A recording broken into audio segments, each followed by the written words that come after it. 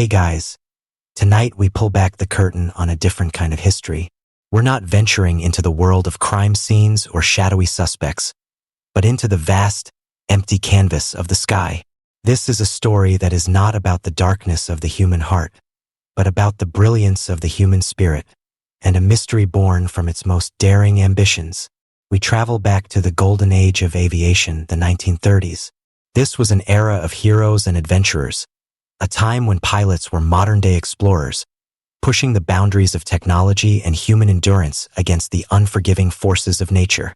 It is here that the most famous female aviator in the world would embark on her final, greatest challenge, a journey to circumnavigate the globe, only to vanish without a trace, leaving behind a question that has drifted on the winds of history for over 80 years. So before you settle in, think about the horizon, that line where the sea meets the sky, a place of infinite possibility and profound mystery. This is a story about flying towards that line and never coming back. It's a case with no body, no wreckage, and no answer. Only a final, haunting radio broadcast that crackles with the sound of a legend being born. Take a moment to like the video and subscribe, but only if you're ready to journey to the edge of the map. And let me know in the comments where you're tuning in from. It's always fascinating to know who is joining us as we look up into the vast, mysterious sky. Now dim the lights. Let the world outside fade away. Tonight, we're preparing for takeoff on a flight into legend. Let's ease into tonight's journey together. The disappearance of Amelia Earhart. Our story begins with a woman who was, in the 1930s, more than just a celebrity. She was a global icon. Amelia Earhart was the undisputed queen of the air. In 1932, she had captured the world's heart by becoming the first woman to fly solo across the Atlantic Ocean, a feat of incredible courage and skill that made her a symbol of modern womanhood. A trailblazer who proved that the sky belonged to everyone. She was intelligent, charismatic, and possessed a quiet, steely determination that inspired millions. She was not just a pilot. She was a phenomenon. By 1937, Earhart, at the age of 39, was ready for her final, crowning achievement, to become the first woman to circumnavigate the globe. This was the Mount Everest of aviation, a grueling and perilous journey of 29,000 miles that would test the absolute limits of both her aircraft and her own endurance. Her plane was a state-of-the-art, twin-engine Lockheed Model 10E Electra, a Silverbird specially modified with extra fuel tanks, giving it the range needed for the long, lonely over-water legs of the journey. Her partner in this monumental undertaking was Fred Noonan, a man widely considered to be one of the most experienced and skilled aerial navigators of his time. His job was to guide them across vast, featureless oceans to tiny, isolated specks of land. Their first attempt at the flight in March of 1937 ended in a near disaster before it truly began. During a difficult takeoff from Hawaii, a tire blew, and Earhart lost control of the heavily loaded plane. It ground-looped on the runway, severely damaging the aircraft. The attempt was scrubbed, but Amelia Earhart was a woman defined by her resilience. After months of expensive and complex repairs, she was ready to try again. This time, due to changing global weather patterns, the flight plan was reversed. They would travel from west to east. On June 1, 1937, Earhart and Noonan took off from Miami, Florida, and began their epic journey. For the next month, they became symbols of adventure for a world mired in the Great Depression. They successfully navigated their way across South America, Africa, the Indian subcontinent, and Southeast Asia. They flew over vast deserts, dense jungles, and treacherous mountain ranges. It was a grueling and dangerous journey, but they were succeeding. By early July, they had flown over 22,000 miles and had arrived in the port town of La, New Guinea. They had completed the most difficult parts of the journey. Only one major leg remained: the vast, empty, and terrifyingly monotonous expanse of the central Pacific Ocean. This was the most challenging and dangerous part of the entire flight. Their next destination was a tiny, flat, and almost impossibly remote speck of land called Howland Island. Howland Island is just 2 miles long and half a mile wide, a barren, uninhabited coral atoll, a mere sliver of land in the middle of the largest ocean on Earth. finding it after a 2,556-mile flight over a featureless sea would be an incredible, almost miraculous feat of navigation. It was like trying to find a specific needle in a continent-sized haystack. To aid them in this impossible task, the U.S. Coast Guard cutter Itasca was positioned just off the coast of Howland Island. The Itasca's mission was to act as a floating radio beacon. They were to send out steady radio signals that Earhart and Noonan could use to home in on like a moth to a flame. They also had plans to use the ship's boilers to create a large plume of black smoke, a visual guide to help them spot the island from the air. The success of the entire flight now depended on this fragile, invisible link of radio waves between a small ship and a small plane, separated by thousands of miles of empty ocean. On the morning of July 2nd, 1937, Earhart and Noonan took off from La for the final, fateful leg of their journey. Their Electra was heavily loaded with fuel, and the takeoff from the short, muddy runway was a difficult and dangerous one. They just barely cleared the trees at the end of the runway before lumbering out over the Pacific. For the first several hours of the flight, radio communications were routine, if a bit sporadic. Earhart reported good weather and normal progress. But as they flew deeper into the Pacific, into the vast, silent emptiness between New Guinea and Howland Island, the radio signals began to weaken. The weather also began to play a role, with scattered clouds and intermittent rain squalls that would have made celestial navigation by Fred Noonan difficult, if not impossible. As the plane approached the vicinity of Howland Island after nearly 18 hours in the air, a tense and deeply frustrating drama began to unfold between Earhart in the sky and the crew of the Itasca on the sea below. The radio communications were plagued by static, weak signals, and a fundamental misunderstanding of their prearranged communication schedules and frequencies. Earhart was transmitting on a frequency that the Itasca could receive, but for some reason, she could not seem to hear their return transmissions. The crew of the Itasca, led by Commander Warner K. Thompson, listened, helpless and increasingly frantic, as they heard Earhart's voice, growing more strained and more worried with each broadcast. They could hear her calling them, but she could not hear their desperate attempts to guide her in. She reported that she was running low on fuel. She repeatedly asked them to take a radio bearing on her signal to give her a direction to fly, but her transmissions were too short and too weak for them to get a reliable fix. They sent out Morse code signals, they sent out voice transmissions, they filled the sky with radio waves, but it was like shouting into a void. At 7:42 a.m. local time, the Itasca picked up a strong, clear message from Earhart. Her voice was calm but carried a clear undercurrent of urgency. She said, "We must be on you but cannot see you. But gas is running low. Have been unable to reach you by radio. We are flying at 1,000 feet." The crew of the Itasca immediately ordered the ship's boilers to be fired up to create the black smoke signal. But by the time the smoke began to rise, Earhart was likely too far away to see it. A little while later, another transmission came through. It would be her last. At 8:43 a.m., her voice, now laced with a clear note of anxiety and resignation, crackled over the radio one final time. "We are on the line 157-337. We will repeat this message. We will repeat this on 6,210 kilocycles. Wait." She was indicating that she was flying on a specific navigational line, a line that passed through Howland Island. She was flying north and then south, a desperate linear search for a speck of land she could not see. After that, there was a brief attempt at another message and then only silence. Amelia Earhart, Fred Noonan, and their Lockheed Electra had vanished. The disappearance of the world's most famous aviator sparked the largest and most expensive air and sea search in American history up to that time.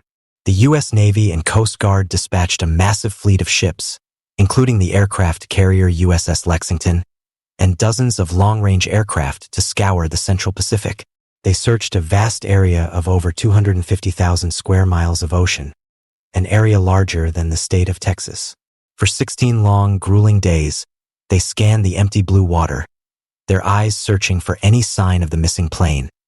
An oil slick, a piece of floating wreckage, a life raft. They found absolutely nothing. It was as if the plane, and the two pioneers inside it, had been completely and utterly swallowed by the sky and the sea. On July 19th, the official search was called off. The world was forced to accept the unthinkable. Amelia Earhart and Fred Noonan were declared lost at sea. The official explanation for their disappearance has always been a simple and tragic one. They ran out of fuel. The theory, which is still the most widely accepted, is that due to a combination of navigational errors, bad weather that would have obscured their view of the stars, and the catastrophic failure of their radio communications, they simply missed Howland Island. In the vastness of the Pacific, a small error in navigation of just a few degrees over a 2,500-mile flight would have been enough to send them miles off course, far out of sight of the tiny atoll. Unable to find the island, and with their fuel tanks running dry, they would have had no choice but to ditch the heavy plane in the ocean.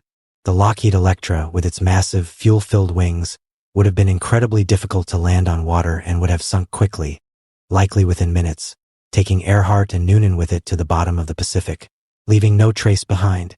This crash and sink theory is the most logical, scientifically plausible, and emotionally straightforward explanation. It is a simple story of human error and bad luck, a tragic but heroic end to a heroic journey. For decades, this was the accepted narrative. Amelia Earhart was a hero who had died doing what she loved, a victim of the unforgiving realities of long-distance aviation in the 1930s. But the complete and total lack of any wreckage, combined with the enduring mythic status of Amelia Earhart, has left the door wide open for a host of alternative theories. The crash and sink theory, while logical, has never been entirely satisfying to many. It feels too simple, too mundane, for a figure as legendary as Earhart. It lacks the drama and the mystery that her life seemed to demand.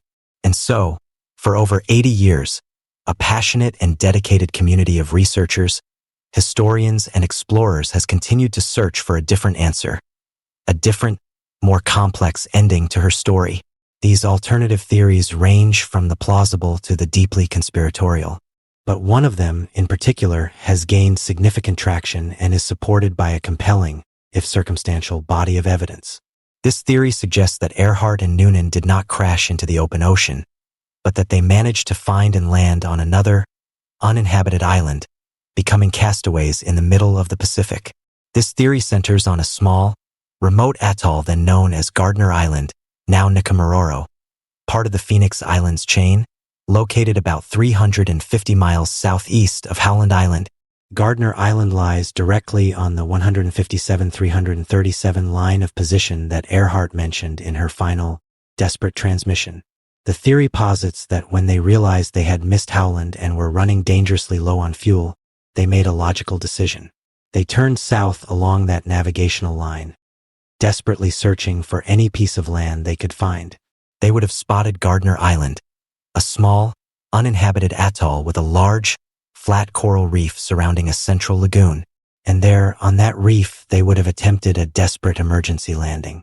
In this scenario, they would have survived the initial landing but would have been stranded, two of the most famous people in the world, now castaways on a desert island, with no way to communicate their location to a world that was frantically searching for them in the wrong place. The search for Amelia Earhart would then become not a story of a quick, tragic death, but a long, slow, and heartbreaking story of a Robinson Crusoe-like survival, a desperate, lonely struggle against the elements that would ultimately end in their deaths from starvation, thirst, or injury. The mystery was just beginning. The Gardner Island theory, which posits that Amelia Earhart and Fred Noonan became castaways, is not just idle speculation. It is a hypothesis that has been meticulously researched and supported by a compelling, if circumstantial, body of evidence gathered over decades by the International Group for Historic Aircraft Recovery, or TIRE, led by researcher Rick Gillespie. This theory transforms the story from a simple aviation accident into a tragic and protracted struggle for survival. The evidence begins with geography and logic. Nikumaroro, or Gardner Island, is a small, uninhabited coral atoll with a large, flat reef surrounding a central lagoon. At low tide, this reef, stretching for hundreds of yards, would have been a possible, if incredibly dangerous, landing strip for a skilled pilot like Earhart in a plane with sturdy landing gear. Crucially, the island lies directly on the 157-337 navigational line that Earhart reported flying in her final transmission. If she had missed Howland Island and turned south along that line as a last-ditch effort to find land, Nkumaroro is the most likely, and perhaps only, piece of land she would have encountered before her fuel ran out. In the days immediately following Earhart's disappearance, U.S. Navy planes, as part of the massive search effort, flew over Gardner Island. The official report from that flight is tantalizingly ambiguous. The pilots reported seeing signs of recent habitation. They saw what appeared to be man-made tracks and clearings in the vegetation. However, at the time, they assumed these were the signs of a small, temporary native settlement or a previous colonization effort, and seeing no one waving for help and no obvious plane wreckage, they moved on. The search was focused on finding wreckage in the open ocean or a life raft, not two survivors on an island they believed to be inhabited. Could they have misinterpreted the signs? Could the recent habitation have been the desperate work of Earhart and Noonan? Tyre researchers believe so. The most compelling evidence for the Gardner Island theory comes from a series of strange and desperate radio signals that were picked up by radio operators across the Pacific in the days and weeks after the disappearance. Dozens of credible witnesses, from amateur radio enthusiasts in places like Texas and Florida to professional operators in Australia and Fiji, reported hearing what they believed to be faint, frantic distress calls from a woman who identified herself as Amelia Earhart. The signals were weak, sporadic, and often garbled with static. They were consistent with a damaged radio being operated with a failing power supply, perhaps the plane's own batteries, which could only be run when the tide was low and the engines were not submerged. The messages reported that the plane had landed on an uncharted island, that her navigator, Fred Noonan, was injured, and that they were in desperate need of help. One teenage girl in Florida, Betty Klenk, kept a detailed notebook of the messages she claimed to have heard over several nights. Messages that were filled with terror and desperation. While the authenticity of these radio logs has always been debated, with many dismissing them as hoaxes or misinterpretations of other radio traffic, Tyre researchers argue that when plotted on a map, the signals create a credible pattern. They suggest a castaway, using the plane's radio at low tide, sending out desperate calls for help that were heard, but not pinpointed, by a world that was looking for her in the wrong place. Years later, the physical evidence began to emerge. In the 1940s, a British colonial officer, Gerald Gallagher, was stationed on Gardner Island as part of a short-lived colonization project. He discovered a partial human skeleton, along with a woman's shoe, a sextant box similar to the type used by Noonan, and other small artifacts, near what appeared to be the remains of a small, makeshift campsite on a remote part of the island. Gallagher, believing the remains might be Earhart's, sent them to Fiji for analysis. A local doctor, using the limited forensic techniques of the time, examined the bones and, based on his measurements, determined them to be male. The bones were subsequently lost, likely during the chaos of World War II. For decades, this was seen as a dead end. But in the 1990s, Tyre researchers, in a brilliant piece of historical detective work, uncovered the original British colonial files containing the doctor's measurements of the bones. They sent these measurements to modern forensic anthropologists. The new analysis, using modern, more accurate techniques, came to a stunningly different conclusion. The skeleton was, in fact, consistent with a female of Earhart's height and ethnic origin. The lost bones of Gardner Island were very likely those of Amelia Earhart. This forensic reevaluation was a game-changer. It transformed the Gardner Island theory from a plausible hypothesis into the leading explanation for Earhart's fate. Tyre has since launched numerous archaeological expeditions to Nkumaroro, and they have found a number of compelling artifacts at the campsite where the bones were discovered, a site they have dubbed the Seven Site. They have found fragments of what appears to be a woman's compact mirror from the 1930s. They have found a broken bottle of hand lotion consistent with the brand that Amelia Earhart was known to use. They have found pieces of a zipper from a flight jacket. They have even found a small, bent piece of aluminum aircraft wreckage that has been shown to be a perfect match for a custom-made patch that was installed on Earhart's specific Lockheed Electra during its repairs in Miami. All of this evidence, taken together, paints a tragic and powerful picture. It suggests that Amelia Earhart and Fred Noonan did not simply crash and sink into the ocean. It suggests they fought for their lives for days, perhaps even weeks or months, stranded on a desert island. They likely survived the landing, but their ordeal was just beginning. They were two of the most famous people in the world, completely alone, their desperate radio calls unheard, as the search planes flew over them, never seeing them. It is a story of survival that is almost too heartbreaking to contemplate. It transforms the story from a simple aviation mystery into an epic tale of human endurance and a heartbreaking story of a rescue that almost happened. The Gardner Island theory is now considered by many historians and researchers to be the most credible and evidence-based explanation for Earhart's fate. But it is not the only alternative theory that has captured the public imagination. Another, more conspiratorial theory, which has persisted for decades, suggests that Earhart's disappearance was not an accident at all, but part of a secret espionage mission. In this narrative, her round-the-world flight was a cover for an American spying operation, sanctioned by President Franklin D. Roosevelt himself. Her real mission was to fly over Japanese-controlled islands in the Pacific, like Saipan and Truk, to gather photographic intelligence on their military buildup in the years before World War II. According to this theory, Earhart was either shot down by the Japanese or was forced to land on a Japanese-controlled island. She and Noonan were then captured, taken as prisoners of war, and eventually executed.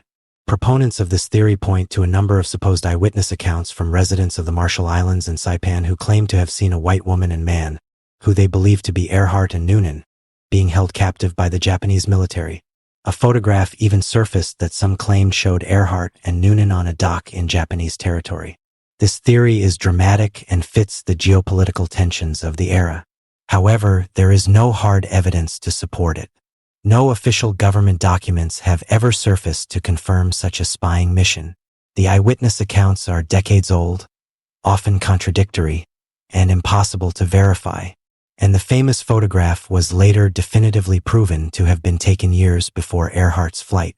The spy theory remains a compelling piece of historical intrigue, but it is largely unsubstantiated. The legacy of Amelia Earhart's disappearance is a profound one. She was more than just a pilot. She was a symbol of adventure, of courage, and of the limitless possibilities of the modern age. Her vanishing, at the very peak of her fame, cemented her status as a mythic figure. She became a hero who flew off into the horizon and never came back. Her fate a permanent and romantic mystery. Her story has inspired countless books, documentaries, and films. It has fueled the imaginations of generations of explorers and adventurers. The search for her plane has become a kind of modern-day quest for the Holy Grail, a search that continues to this day, with deep-sea exploration teams using advanced sonar technology to scan the ocean floor around both Howland Island and Nikumaroro. The mystery of Amelia Earhart is not just about what happened to her. It is about what she represents. She represents the human desire to explore, to push boundaries, and to venture into the unknown. Her story is a testament to the fact that even in our modern, mapped, and measured world, there are still vast, empty spaces where a person can simply disappear. In the end, we are left with two powerful and competing narratives. The first is the official story, a tragic accident, a story of a hero who died doing what she loved, her plane and her body lost forever to the unforgiving sea. The second is the castaway story, a tale of survival of a desperate fight for life on a deserted island. A story that is, in its own way, just as heroic and even more tragic. We will likely never know the full truth with absolute certainty. The Pacific Ocean is vast, and the passage of time has obscured the trail. But the search for answers continues, driven by our collective fascination with her story and our deep human need for closure. Amelia Earhart's final flight was not a failure. It was the last, great adventure of a life lived on the edge of possibility. She may have vanished from our sight, but she never vanished from our imagination. Her story is not just about a disappearance. It is about the enduring power of a legend that was born in the sky and now lives forever in the vast, silent, and mysterious expanse of the sea. She remains where she always was, just beyond the horizon, a permanent and inspiring symbol of the human spirit's quest to fly. The Texarkana moonlight murders. Hey guys. Tonight we pull back the curtain on a different kind of history, true crime. We're not venturing into the world of vanishings or grand heists, but into the heart of a small American town gripped by a primal, suffocating fear. This is a story about a killer who didn't just take lives, but stole a town's sense of peace. A predator who hunted by the light of the moon and then disappeared, leaving behind a terrifying legend that would echo for generations. This is a story from the spring of 1946, a time when America was just beginning to exhale after the long, dark years of World War II. GIs were coming home, the economy was beginning to boom, and a sense of normalcy was returning. But in the quiet, twin cities of Texarkana, straddling the border of Texas and Arkansas, that fragile peace was about to be shattered by a series of brutal, seemingly random attacks that would earn their perpetrator a chilling and mythic name, the Phantom Killer. So before you settle in, think about the quiet of a country road at night, the feeling of privacy in a parked car under the stars. Now, imagine that privacy being violated in the most horrific way possible. This is a story about a boogeyman made real, a case that would inspire one of the most famous horror films of all time and leave a permanent scar on a community. Take a moment to like the video and subscribe, but only if you're ready to journey into a town where the moonlight itself became a source of terror. And let me know in the comments where you're tuning in from. It's always a little comforting to know we're all here, together. When the sun goes down, now dim the lights, let the world outside fade. Tonight, we're driving down a dark lover's lane on the edge of town. Let's ease into tonight's journey together. Our story begins on the night of February 22nd, 1946, in Texarkana, a town that was, in every sense, a place of dualities. It was one city that was literally split in two by the state line between Texas and Arkansas. It was a place with a quiet, church-going daytime persona and a more rowdy, freewheeling nightlife, thanks to the different laws on each side of the state line. On this particular Friday night, a young couple, Jimmy Hollis, 25, and his girlfriend, Mary Jean Larry, 19, were out on a date. After seeing a movie, they drove out to a secluded, unpaved road just off Richmond Road, a well-known local lover's lane. As they were parked, a man suddenly appeared at the driver's side window. He shone a bright flashlight in their faces and was holding a pistol. He was wearing a strange, white mask over his head, like a pillowcase or a flour sack, with holes cut out for his eyes and mouth. He ordered the couple out of the car. What followed was a brutal and terrifying assault. The masked man beat Jimmy Hollis severely, fracturing his skull with the butt of his gun. He then turned his attention to Mary Jean Larry, attacking her viciously. But Mary Jean was a fighter. She managed to break free and run, screaming, down the dark road towards a nearby house. The attacker, perhaps spooked, did not pursue her. He fled into the darkness. Both Jimmy and Mary Jean survived the attack, but they were left with a terrifying story of a masked phantom who haunted the backroads of Texarkana. The police investigated, but they had little to go on. The description of the attacker was vague, and the crime, while violent, was treated as a particularly nasty assault, not the opening act of something far more sinister. A month later, on the morning of March 24, 1946, the true horror of the situation became clear. A passing motorist discovered a car parked on another remote lover's lane. Inside, he found the bodies of another young couple, Richard Griffin, 29, and his girlfriend, Polly and Moore, 17. Both had been shot in the back of the head, execution style. They had been killed with a .32 caliber pistol. The Phantom had escalated from assault to murder. The town of Texarkana was now on edge. The police realized that the two attacks were likely connected. They were dealing with a predator who was specifically targeting young couples in secluded areas, but they still had very few clues. The killer was a ghost, a masked figure who struck at night and left no trace. 3 weeks later, on the night of April 13th, the Phantom struck again. This time, he attacked another young couple, 15-year-old Betty Jo Booker and her friend, 17-year-old Paul Martin. Betty Jo was a talented saxophone player, and she had just finished playing a gig with her band at a local VFW hall. Paul had picked her up after the show, and they had driven to Spring Lake Park, another popular spot for young couples. The next morning, Paul Martin's body was found by the side of a road near the park. He had been shot 4 times. Betty Jo Booker was missing. A massive search was launched, and later that day, her body was found in a wooded area about 2 miles away. She had also been shot twice. Her saxophone was found still in its case nearby. The murder of 2 popular high school students in one of the town's main parks plunged Texarkana into a state of absolute terror. This was no longer a threat confined to the dark, remote lovers' lanes. The Phantom was moving closer to town. He was becoming bolder, more brazen. The town was now in the grip of a full-blown panic. Gun sales in Texarkana skyrocketed. People bought new locks for their doors and windows. They started leaving their porch lights on all night. The once bustling nightlife of the town evaporated.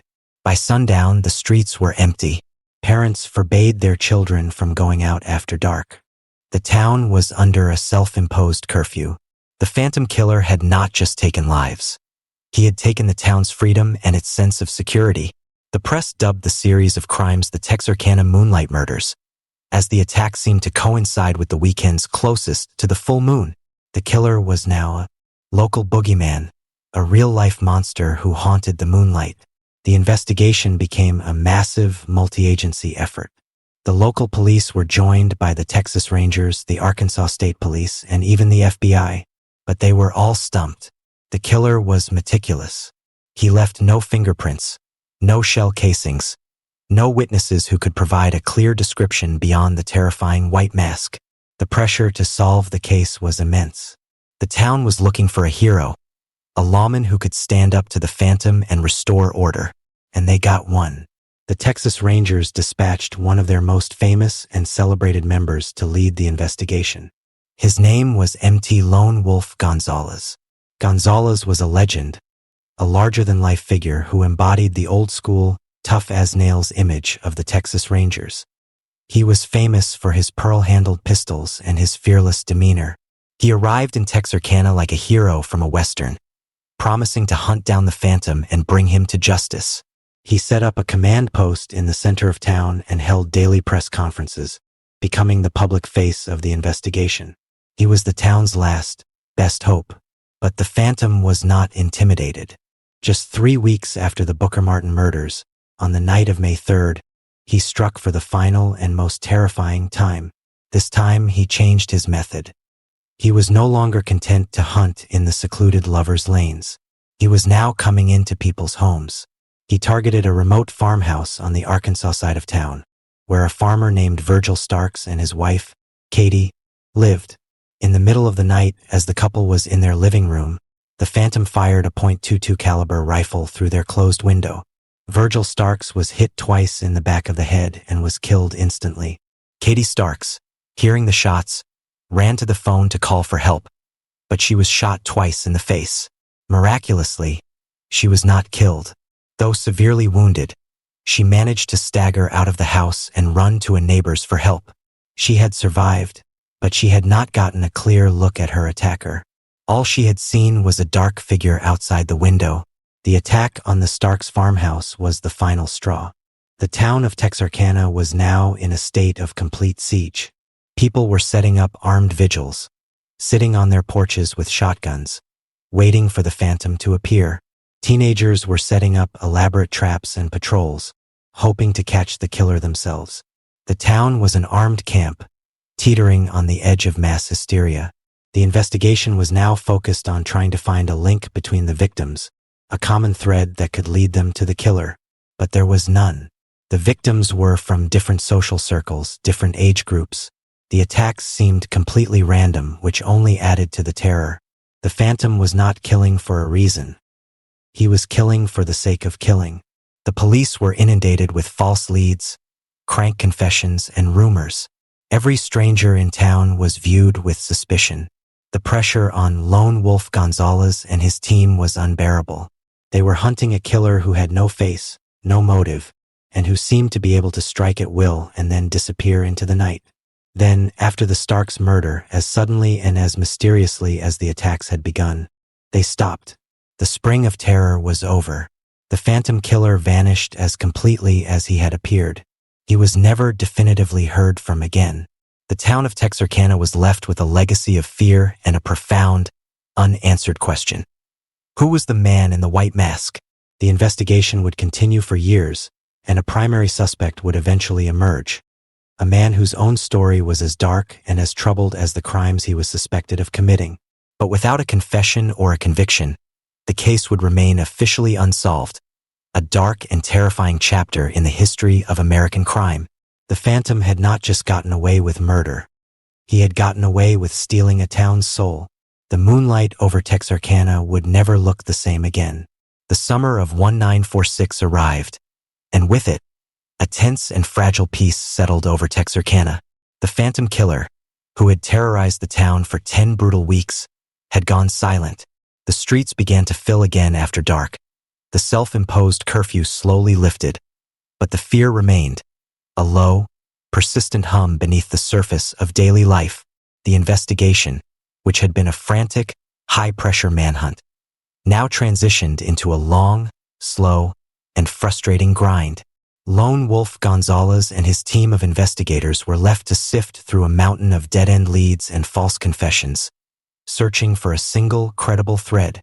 While the police never officially named a primary suspect during the height of the panic, one man's name began to surface with increasing frequency in the closed-door meetings of law enforcement. He was a local man, a small-time career, criminal with a history of car theft and violence. His name was Yowl Swinney.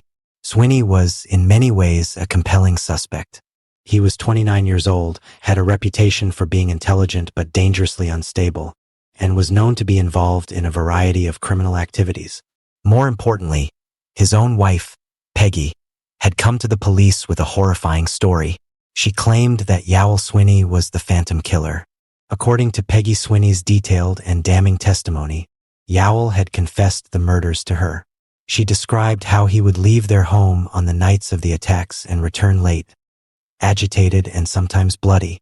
She said he had forced her to be an accomplice, making her wait in the car while he committed the crimes. She provided details about the murders that seemed to align with the evidence, details that, in theory, only the killer or someone close to him could have known. Her testimony was a potential bombshell, the key that could unlock the entire case. The police arrested Yowl Swinney, not for the murders but on charges of car theft, a crime they could easily prove, in order to hold him while they built their murder case. He was convicted of the car theft and sent to prison, effectively taking him off the streets. But the case against him for the Moonlight murders was far from a sure thing.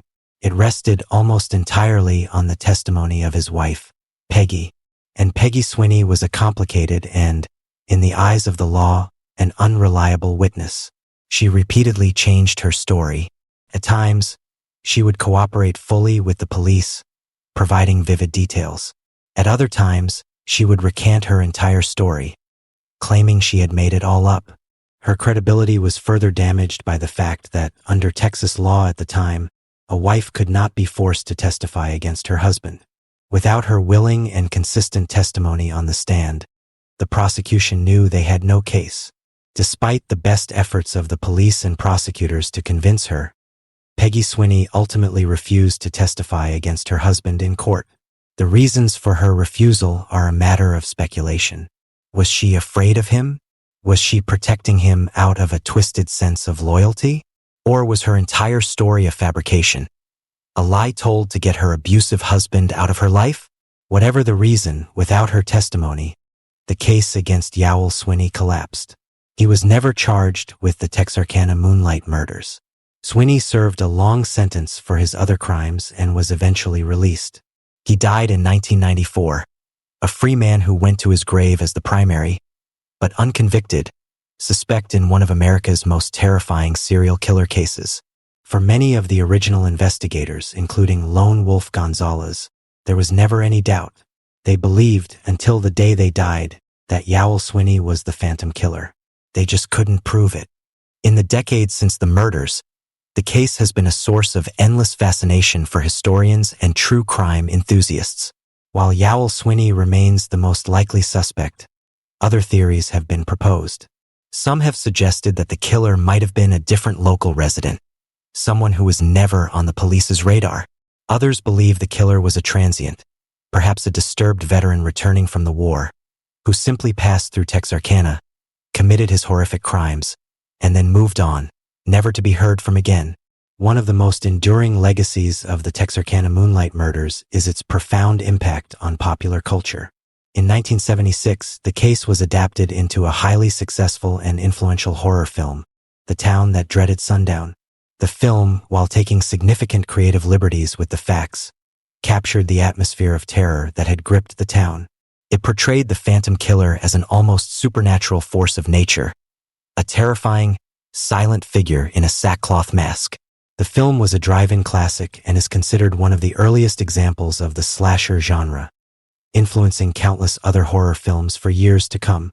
It cemented the legend of the Phantom Killer in the American popular imagination, transforming a real-life tragedy into a piece of modern folklore. But for the town of Texarkana, the story is not folklore. It is a painful and living memory. The murders left a permanent scar on the community. For a generation of residents, the spring of 1946 was a time of profound and formative fear. The case changed the way people lived. The sense of small-town safety and trust was shattered forever. The quiet lovers' lanes on the edge of town, once a place of youthful romance, became places of darkness and dread. The case also stands as a fascinating study in early criminal investigation. The multi-agency effort involving local police, Texas Rangers, and the FBI was one of the largest of its time. But it was also hampered by the limitations of its era. The lack of modern forensic techniques, the reliance on eyewitness testimony, and the legal complexities of a case that spanned two different states all contributed to the investigation's ultimate failure. And at the center of that failure was the frustrating and enigmatic figure of Peggy Swinney. Was she a terrified victim, a woman who knew the truth but was too afraid to tell it? Or was she a manipulative liar, a woman who sent the entire investigation down a rabbit hole for her own personal reasons? The answer to that question likely holds the key to the entire mystery. Today, the Texarkana Moonlight murders remain officially unsolved. The case is a cold file, a collection of old reports, grainy photographs, and the fading memories of a town under siege. The victims? Jimmy Hollis, Mary Jean Larry, Richard Griffin, Polly and Moore, Betty Jo Booker, Paul Martin, and Virgil and Katie Starks are not just names in a police report. They are the real heart of the story. Young people whose lives were either cut short or irrevocably altered by a series of brutal, senseless acts. We are left with a mystery that is both deeply specific in its terror and frustratingly vague in its resolution.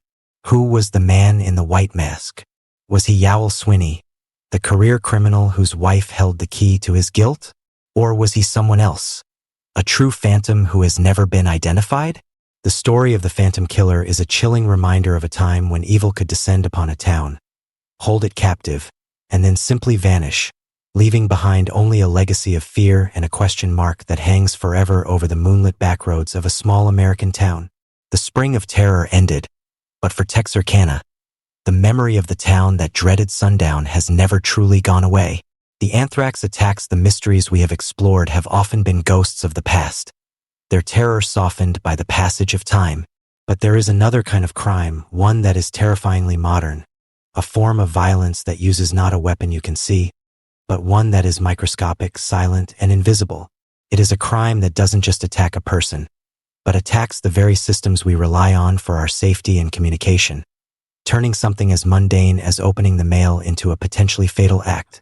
For our next story, we travel to the fall of 2001, just weeks after the devastating attacks of September 11th.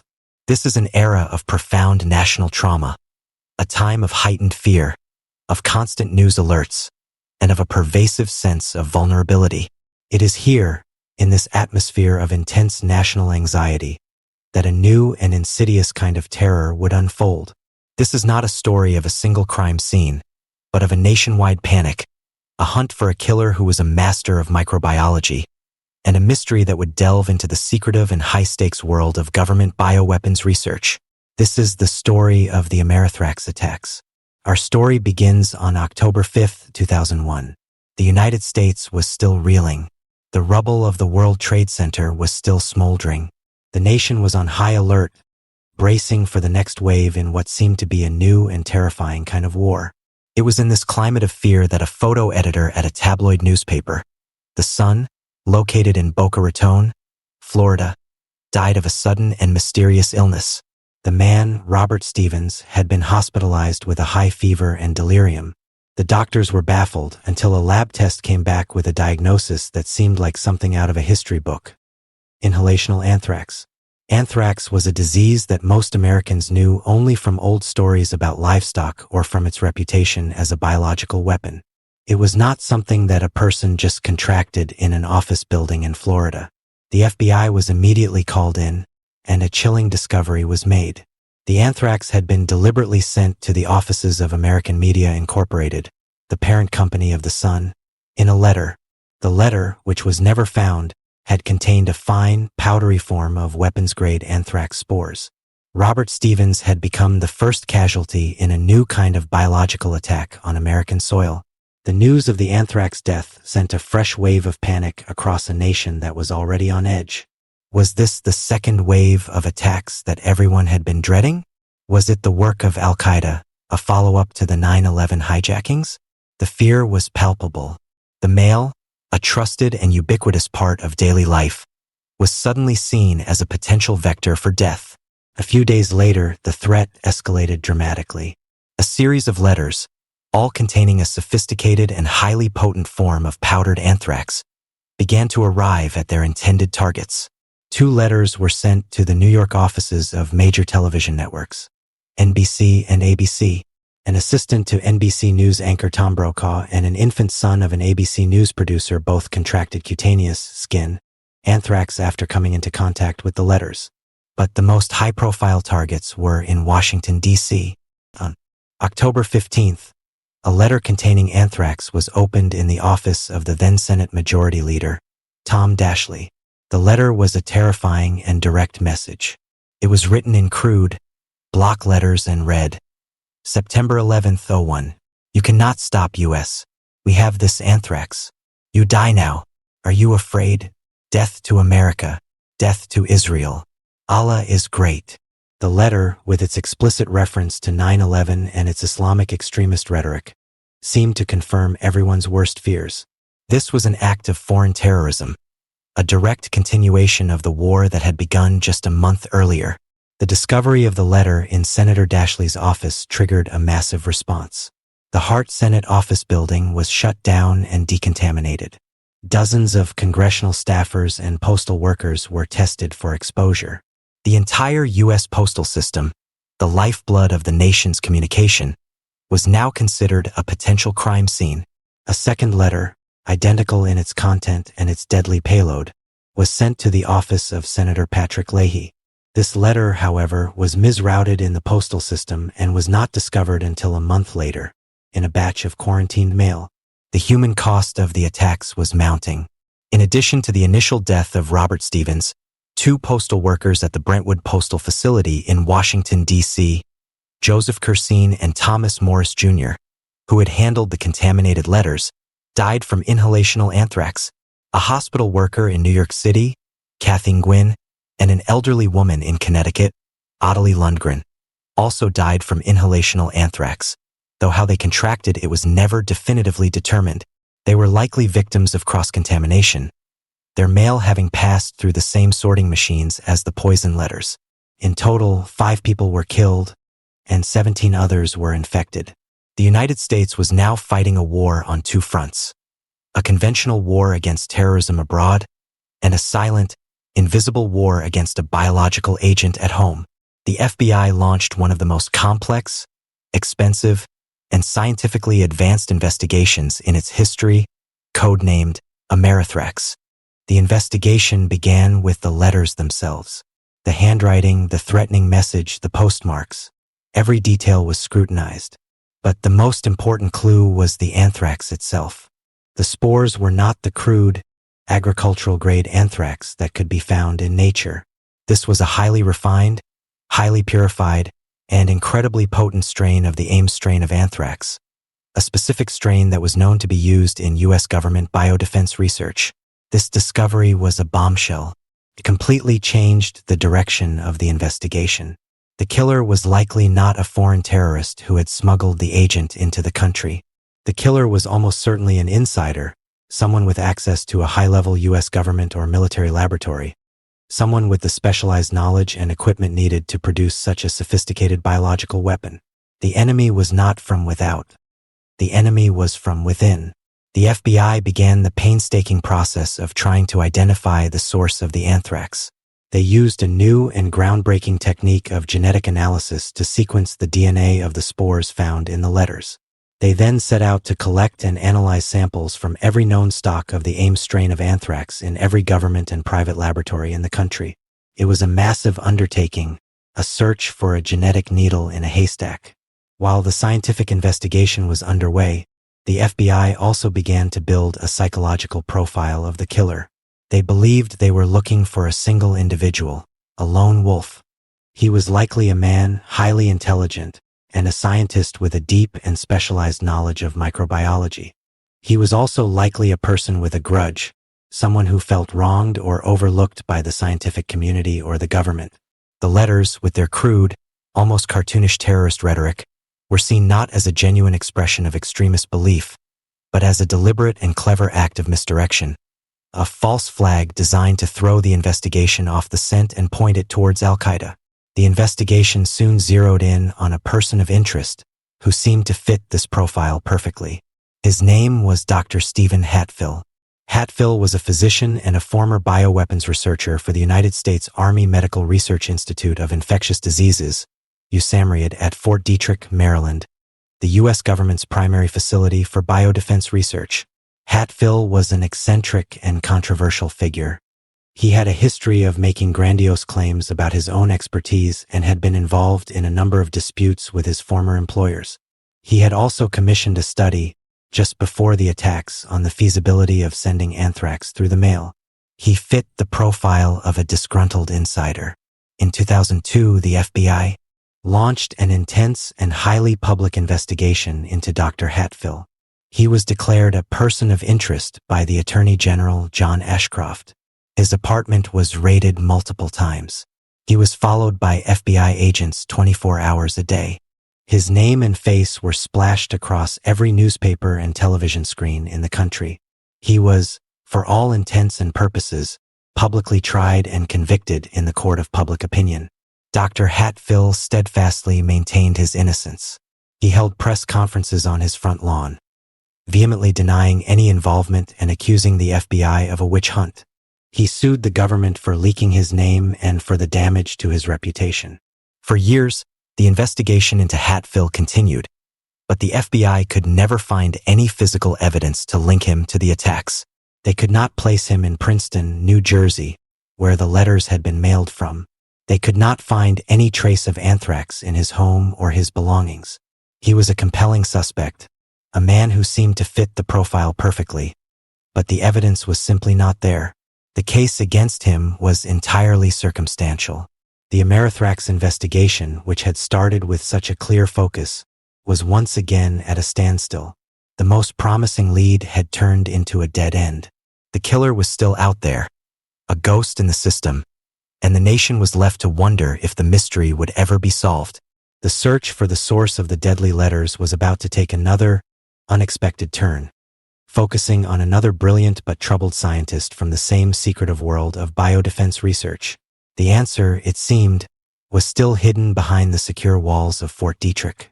The public persecution of Dr. Stephen Hatfill was a profound and deeply damaging chapter in the Amerithrax investigation. For years, he was the face of the case, a man whose life was systematically dismantled by the full weight of the U.S. government and the relentless glare of the media spotlight. But as the years dragged on with no charges filed and no new evidence emerging, it became increasingly clear that the FBI had been chasing the wrong man. The case against Hatfill, built almost entirely on a psychological profile and circumstantial connections, had crumbled.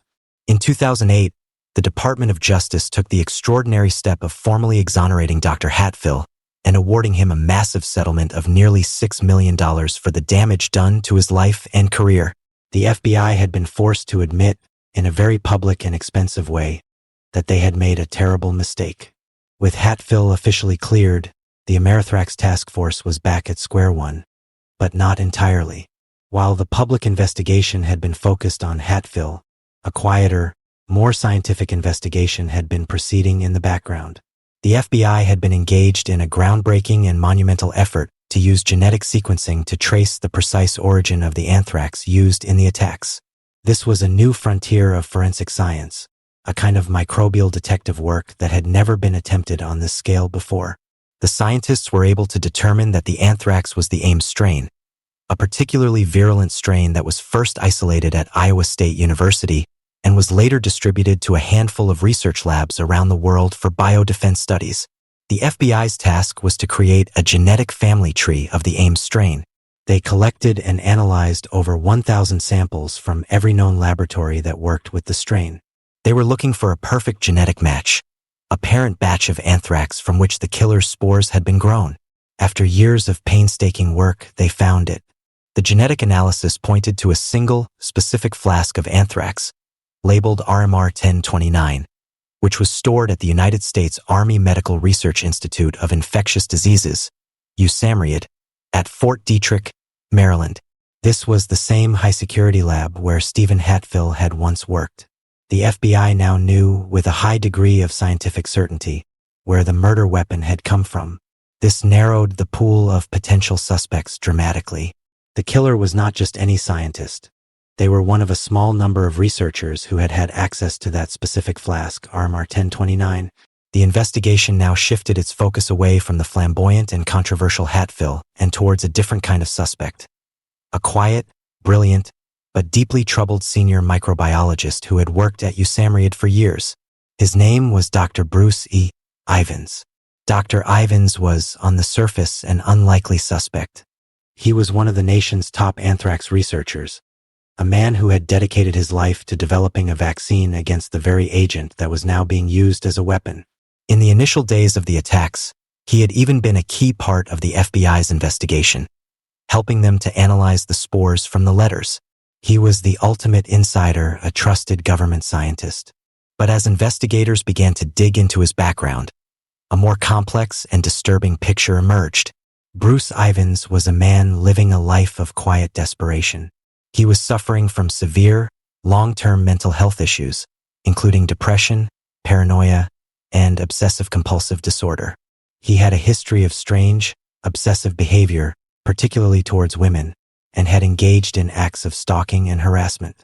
He was also, it turned out, under immense professional pressure. The anthrax vaccine program he had spent his career working on was on the verge of failure, and he feared his life's work was about to be discredited. The circumstantial evidence against Ivins began to mount, and it was far more specific and compelling than the case against Hatfill had ever been. He was one of the primary custodians of the RMR 1029 flask, the genetic parent of the attack spores. He had sole access to his lab at USAMRIID and had logged an unusual number of late-night hours in the lab in the weeks leading up to the mailings, time that he could not account for. His explanation for this late-night work was that he was simply trying to get ahead on his research, but the timing was deeply suspicious. The FBI also discovered that Ivins had a history of sending strange, coded letters and packages through the mail. He seemed to have a fascination with secret societies and hidden messages.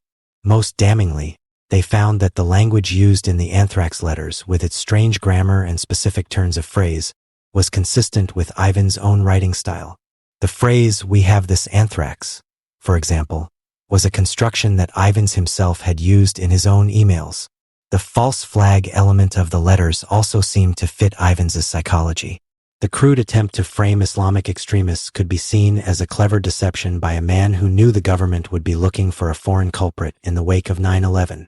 The letters were a work of misdirection, designed by an insider to point the investigation outward. The motive, the FBI believed, was a complex mix of professional and psychological factors. They theorized that Ivins, seeing his anthrax vaccine program failing, had orchestrated the attacks to create a new sense of national urgency around the threat of anthrax.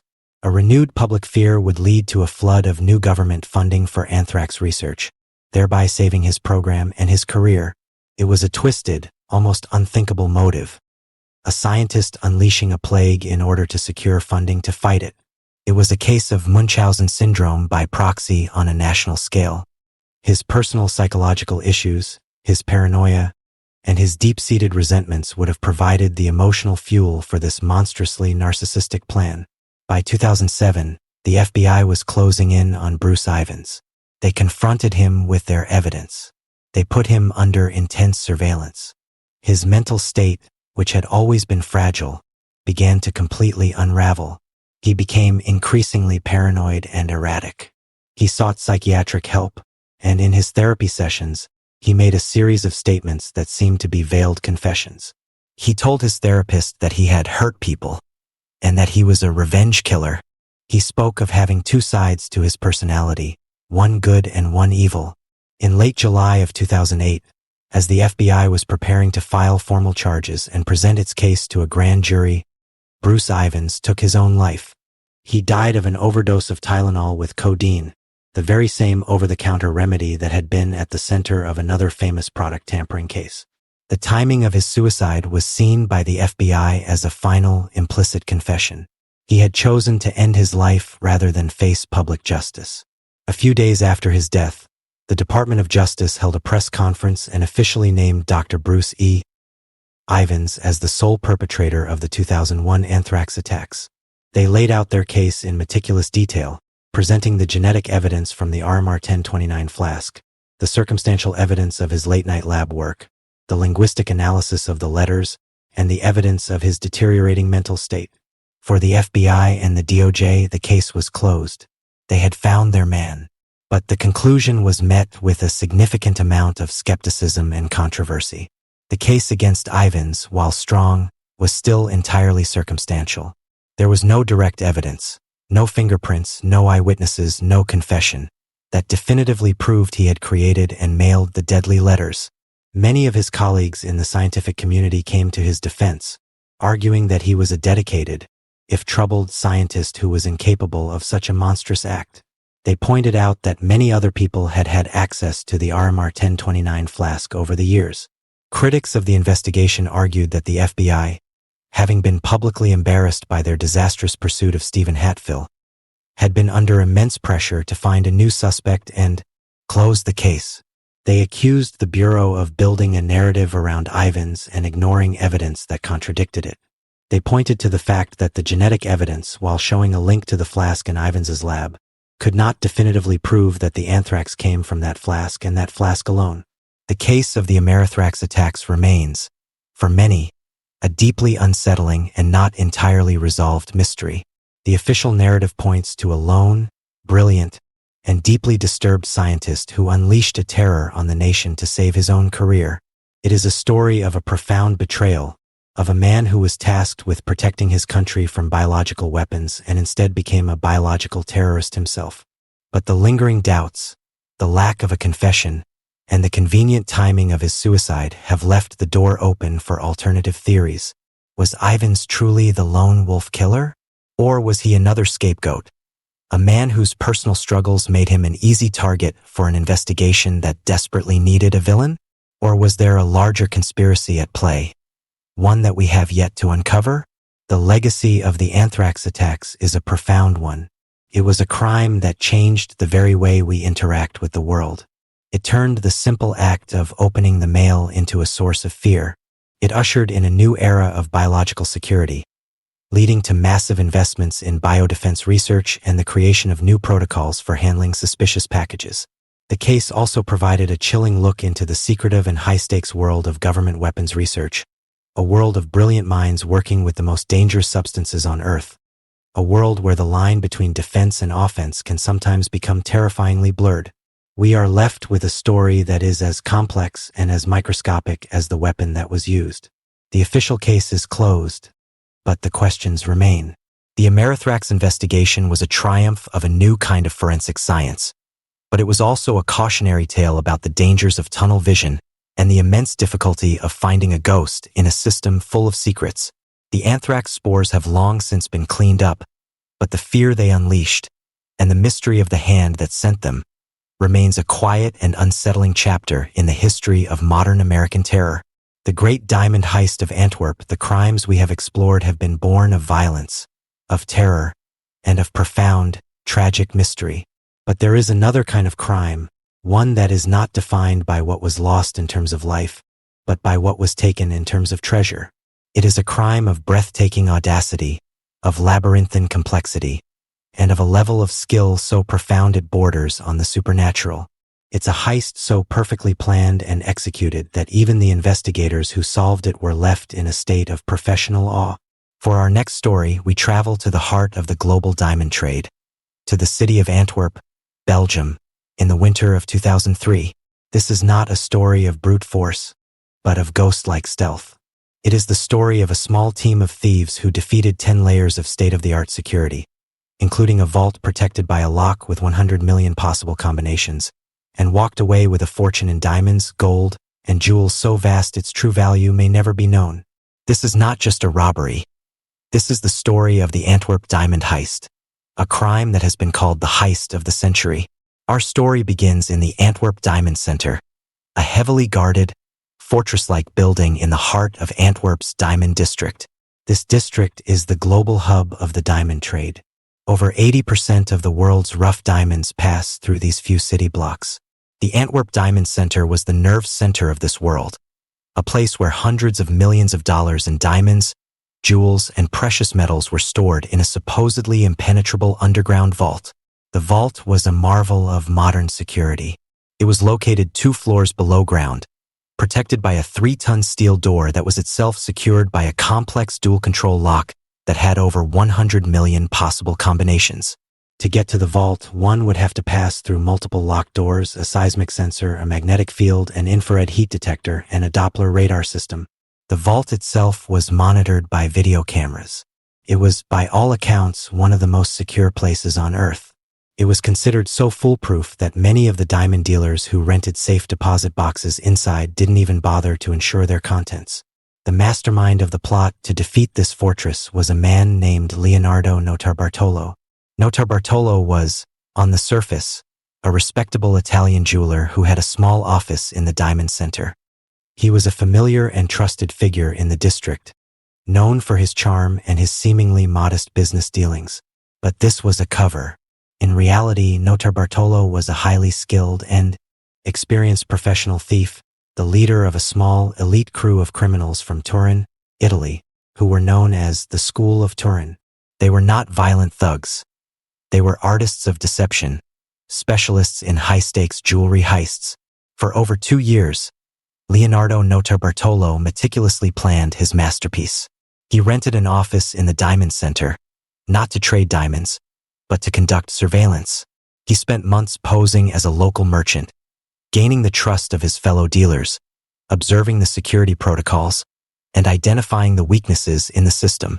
He used a tiny camera hidden in a pen to take photographs of the vault and the security systems. He learned the rhythms of the building, the schedules of the guards, the blind spots in the cameras. He discovered that the security system, while technologically advanced, had a fatal flaw: the human element. The guards were complacent. The security procedures were often bypassed for convenience. And the system itself, he realized, was not designed to detect a ghost. It was designed to detect a brute force attack, not a silent, stealthy intrusion. Notarbartolo assembled his team for the job. There was the genius, a master locksmith and alarm specialist.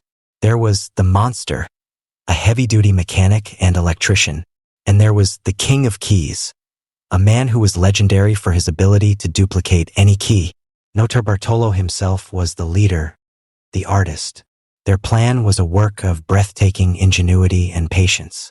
They built a full-scale, exact replica of the Antwerp Diamond Center's vault in a warehouse, where they practiced for months, drilling every step of the heist until it was second nature. They figured out how to bypass each layer of security one by one. They discovered that the magnetic field on the vault door could be disabled with a simple, custom-made aluminum shield. They learned that the infrared heat and motion detectors could be blinded with a quick spray of hairspray and a piece of styrofoam. They created a special tool to manipulate the complex combination lock on the vault door. And they found a way to deal with the security cameras. They realized that the vault's camera system recorded onto VHS tapes in a nearby room. Their plan was to access this room first and replace the current tape with a pre-recorded tape of an empty, quiet vault, creating a loop that would show the guards nothing but an empty room while the heist was in progress. Finally, after years of planning and rehearsal, they were ready. They chose their moment perfectly. The weekend of February 15th to 16th, 2003. It was the weekend of the annual Diamond Games, a major tennis tournament in Antwerp that would provide a significant distraction for the city and its police force. On the night of the 15th, the crew made their move. They used a copied key to enter a vacant building that shared a garden with the Diamond Center. Under the cover of darkness, they crossed the garden and used a ladder to access a small balcony on the Diamond Center itself. From there, they found a window that was not alarmed. They had found their way in. Once inside, they moved with the silent, practiced precision of ghosts. They disabled the alarm on the vault antechamber. They used their custom-made shield to bypass the magnetic field. They blinded the heat and motion sensors. They then turned their attention to the massive vault door. This was the most difficult part. Even with their knowledge, the combination lock was formidable. For hours, the genius worked on the lock, patiently manipulating it until he finally felt the tumblers fall into place. The 3-ton steel door swung open. They were in. Inside the vault, they were met with a treasure trove beyond imagination. The walls were lined with 160 safe deposit boxes, belonging to the most prominent diamond dealers in the world. Using a custom-built puller, the King of Keys went to work, systematically opening box after box. They worked for hours in the silent, cold vault. They emptied the boxes of their contents. Loose diamonds, raw gold, priceless jewels, watches, and stacks of currency. They filled their duffel bags with a fortune. They were selective, taking only the most valuable and untraceable items. After they had emptied over 123 of the 160 boxes, they performed their final act of brazen genius. They collected the VHS tapes from the security room, not just the pre-recorded one they had used, but all of them, erasing any visual record of their presence. They then walked out of the vault, closed the massive door behind them, and disappeared back into the Antwerp night. They had been inside the most secure vault in the city for over 10 hours. They had defeated 10 layers of state-of-the-art security, and they had done it all without tripping a single alarm. They had committed the perfect crime. The next morning, when the diamond dealers began to arrive at the center, everything seemed normal. It wasn't until someone tried to open the vault that the crime was discovered. The door was locked, but the safe deposit boxes inside had been completely emptied. The scene was one of quiet, baffling perfection. There was no sign of forced entry. No alarms had been triggered. It was as if the diamonds had simply vanished into thin air. The Antwerp police were stumped. They were faced with a crime that seemed impossible. The media dubbed the thieves the School of Turin and hailed the heist as a work of criminal genius. The investigation began, but the thieves had left behind almost nothing. They were ghosts. It seemed, for a moment, that they had truly gotten away with the heist of the century. But even the most perfect plans can be undone by the smallest and most mundane of mistakes. The thieves had been brilliant inside the vault, but their escape plan was about to be derailed by a simple act of carelessness. A mistake involving a half-eaten salami sandwich and a bag of trash that would unravel their entire, perfect crime. The phantom thieves were about to become very human and very catchable. The members of the School of Turin had every reason to believe they had committed the perfect crime. They had defeated a vault that was designed to be undefeatable, stolen a fortune beyond most people's wildest dreams, and had vanished from the scene without leaving a single forensic clue. As they drove away from Antwerp, their duffel bags heavy with diamonds, they were on the cusp of disappearing into legend. Their plan had been years in the making, a masterpiece of patience and ingenuity. But their downfall would come not from a brilliant piece of detective work, but from a simple, almost comical human error. The plan for the getaway was as meticulous as the heist itself. After leaving the Diamond Center, the crew drove to a secluded spot to dispose of all the evidence from the robbery. The tools, the uniforms, the masks, everything. They had bags ready for this purpose. But in their post-heist euphoria and exhaustion, they made a critical mistake. One of the bags contained not just the tools of their trade, but also their personal garbage from the drive, including receipts, a half-eaten salami sandwich, and other random bits of trash. This bag, full of potentially incriminating evidence, was supposed to be burned. But Leonardo Notarbartolo, the mastermind, was overcome with a sudden bout of anxiety. He was worried that starting a fire would attract unwanted attention. In a moment of panic that would prove to be his undoing, he decided against burning the evidence. Instead, he instructed his crew to simply dump the bags of evidence in a ditch on the side of a highway just outside of Brussels. It was a foolish, amateurish move, completely out of character with the rest of their flawless operation. A few days later, the owner of the property where the bags had been dumped discovered them.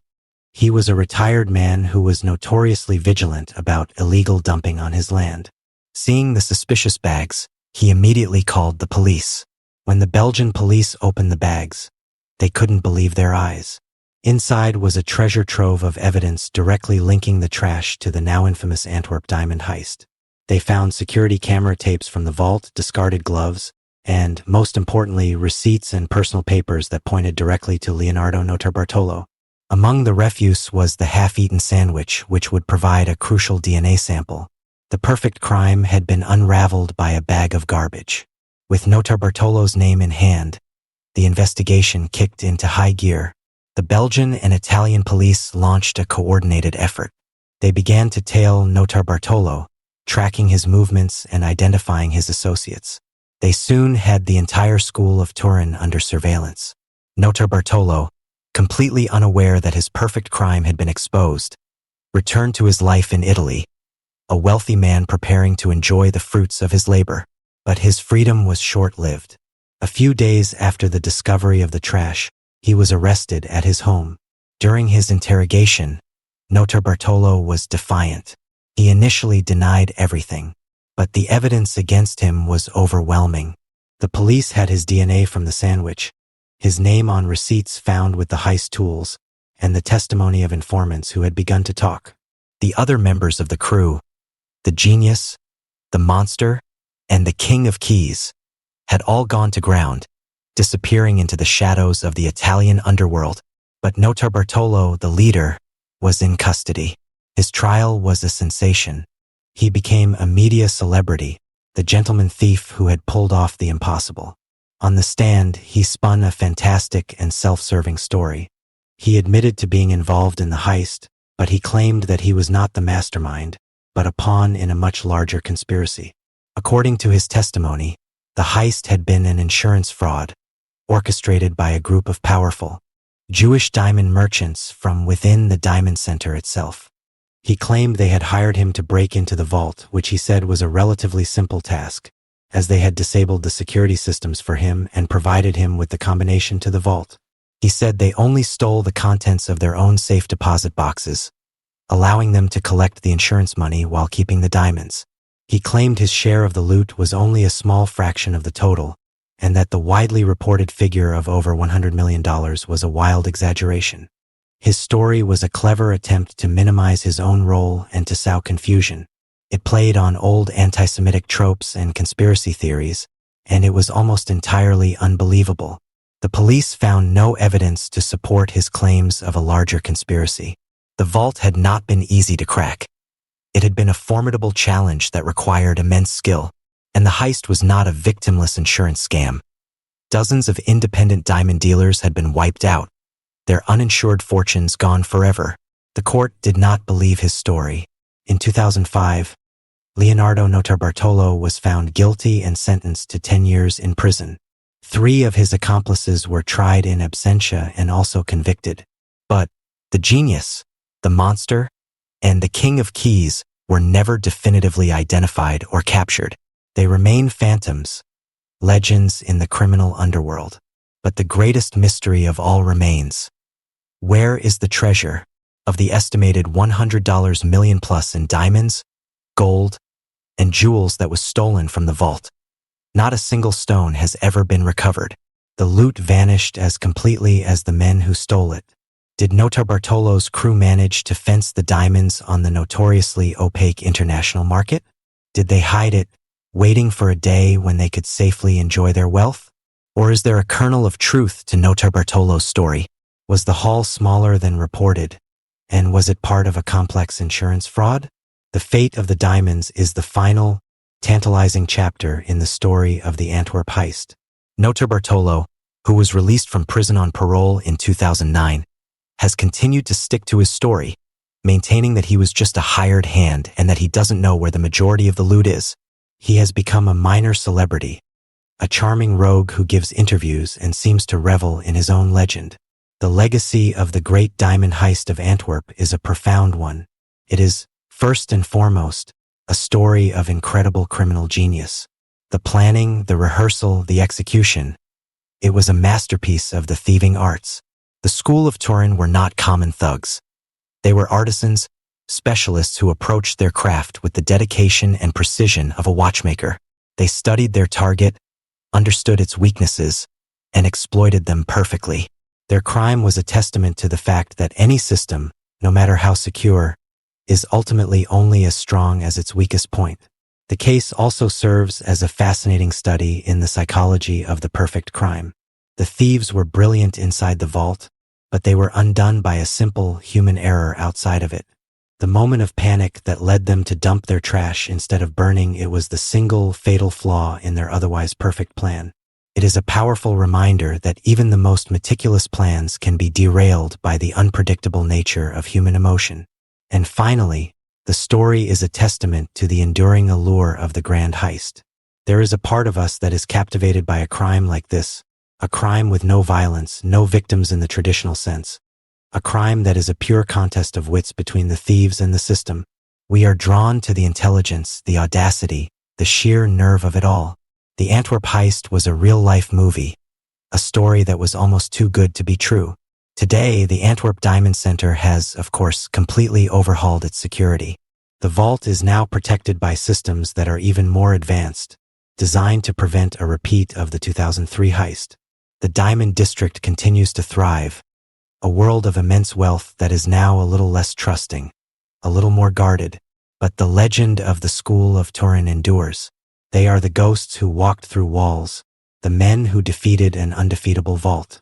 And somewhere out there, perhaps in a hidden safe, perhaps already dispersed into the anonymous global market, lies a fortune in stolen diamonds, the glittering, untraceable legacy of the heist of the century.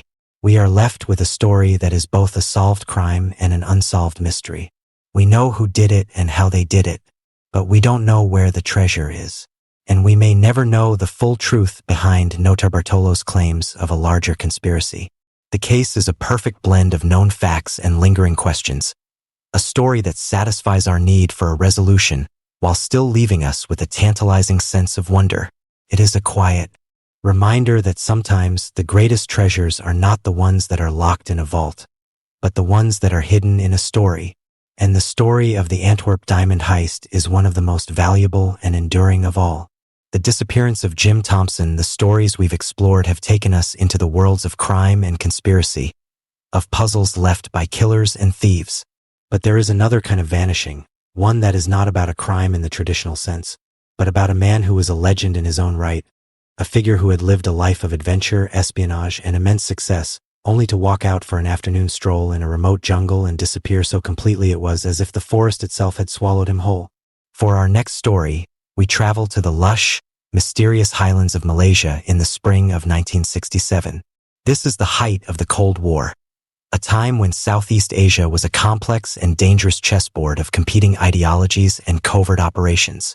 It is here that an American expatriate, a man known as the Silk King of Thailand, a former spy and a celebrated cultural icon, would go for a walk and never return. This is not a story of a simple missing person, but of a disappearance that is a labyrinth of compelling and contradictory theories, a mystery that involves spies, business rivalries, and the deep, silent secrets of the jungle. This is the story of the vanishing of Jim Thompson. Our story begins with the man himself. Jim Thompson was, by any measure, an extraordinary figure.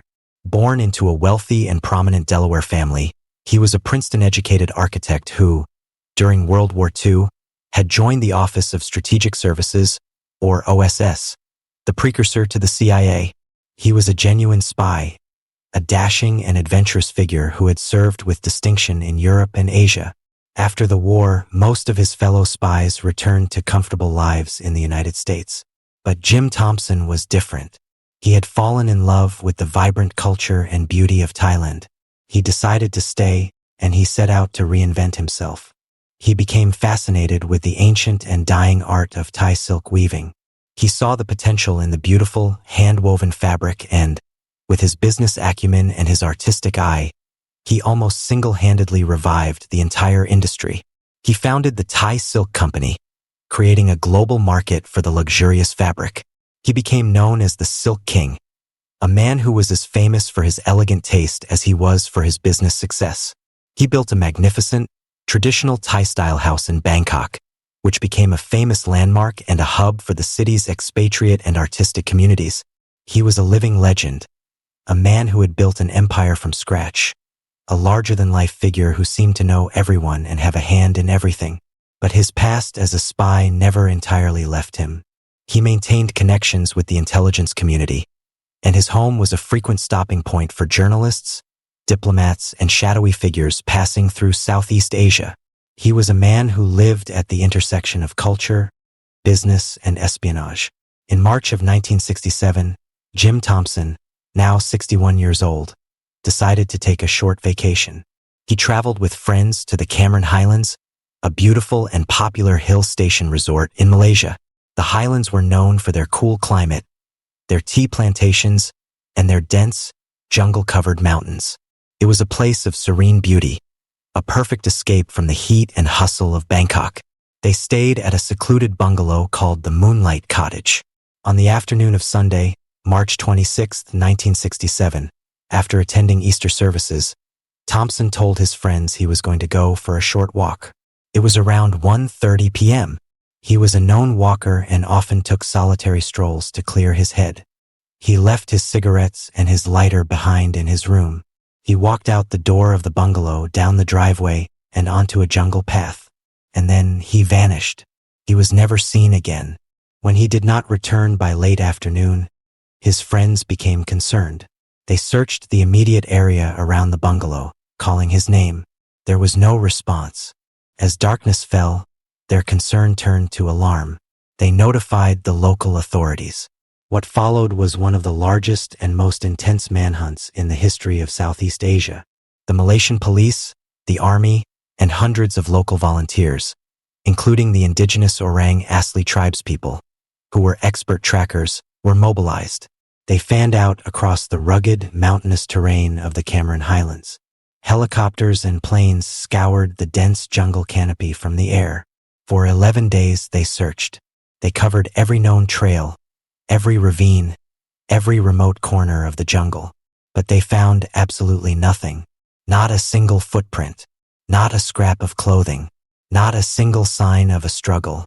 It was as if Jim Thompson, a man who had survived the dangers of wartime espionage and the complexities of international business, had simply been erased from the world. The official search was eventually called off, but the mystery of his disappearance was just beginning. The case became an international sensation. The vanishing of a man as famous and as well-connected as Jim Thompson was not a simple missing persons case. It was a deep and complex puzzle, and it gave rise to a host of competing theories, each one trying to explain how a man could disappear so completely from a well-trodden jungle path in the middle of a Sunday afternoon. The theories, much like the man himself, were a complex mix of the mundane and the extraordinary. The simplest and most logical explanation was that he had simply gotten lost in the jungle. He was 61 years old, and while he was in good health, he was not a young man. Perhaps he had wandered off the main path, become disoriented, and had fallen into a ravine or succumbed to the elements. The jungle in the Cameron Highlands is dense and unforgiving. It is a place where a person could easily get lost and where a body might never be found. This lost in the jungle theory is a plausible one, but it has always felt unsatisfying to many, especially given the scale of the search. How could hundreds of expert trackers find absolutely no trace of him? Another rational theory is that he was the victim of a common, non-political crime. Perhaps he had been accidentally hit by a truck on one of the winding mountain roads and the driver, in a panic, had hidden his body. Or perhaps he had been the victim of a simple robbery, though this seems unlikely as he was not carrying a significant amount of money. But the more compelling and more enduring theories are the ones that are connected to his complex and shadowy life. The disappearance of Jim Thompson was not the disappearance of an ordinary tourist. It was the disappearance of a man who had secrets. One of the most prominent of these theories is that his vanishing was a political assassination, a final chapter in his long and complicated career as a spy. Thompson had maintained his connections to the CIA, and he was known to be deeply involved in the complex and often dangerous politics of Southeast Asia during the Vietnam War. He had friends and enemies on all sides of the conflict. According to this theory, Thompson was either about to engage in a new covert operation, or he had become a liability to one of the many intelligence agencies operating in the region. Perhaps he knew too much. Perhaps he was about to expose a secret. In this scenario, his disappearance was a professional hit, a clean and efficient, wet work operation carried out by trained agents. They would have abducted him from the jungle path, killed him, and disposed of his body in a way that would ensure it would never be discovered.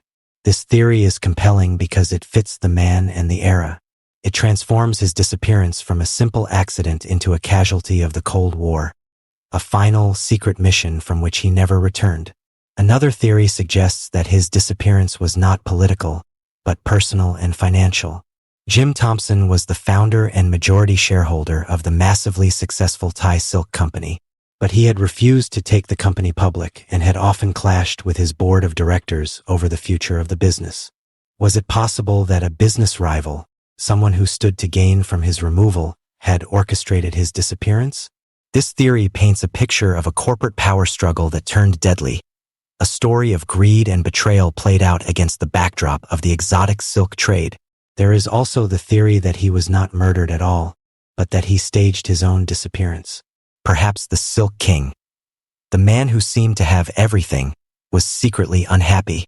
Perhaps he was tired of his public life, of the pressures of his business, of the ghosts of his past. In this scenario, he used his old spycraft skills to engineer a perfect vanishing act. He simply walked away from his life in the Cameron Highlands and started a new, anonymous existence somewhere else, leaving the world to wonder what had become of the legendary Jim Thompson.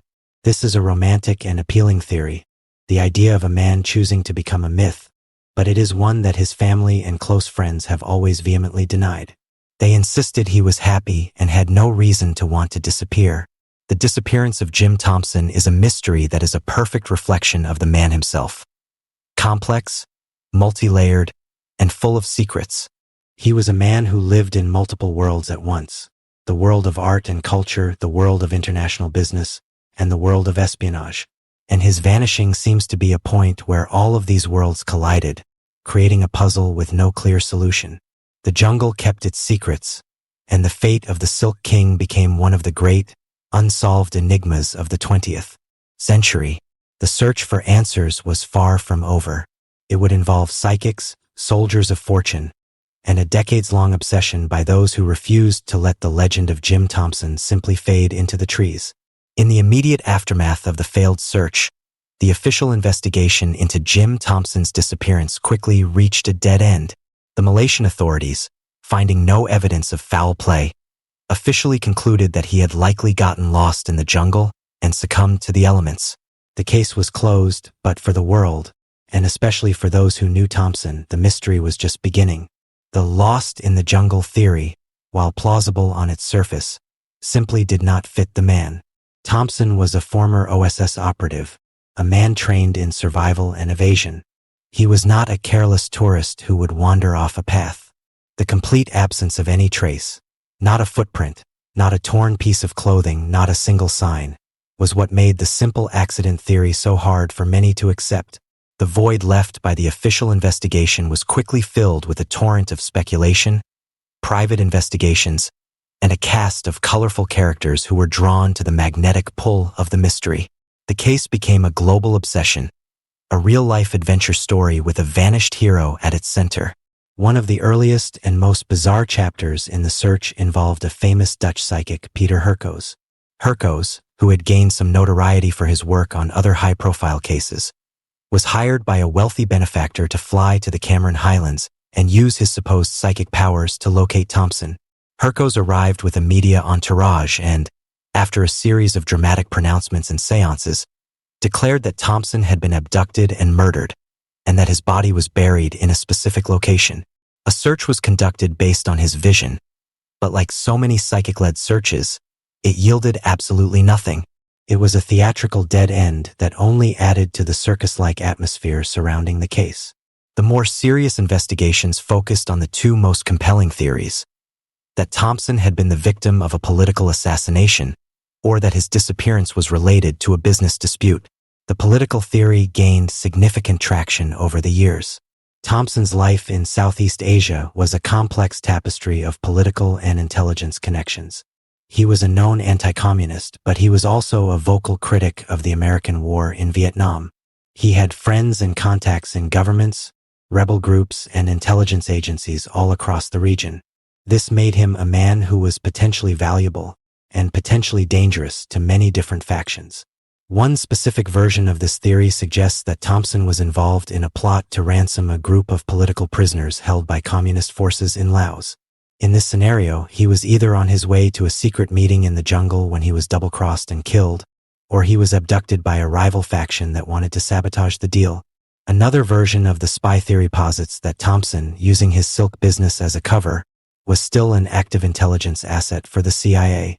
Perhaps he was a paymaster, a conduit for secret funds to anti-communist forces in the region.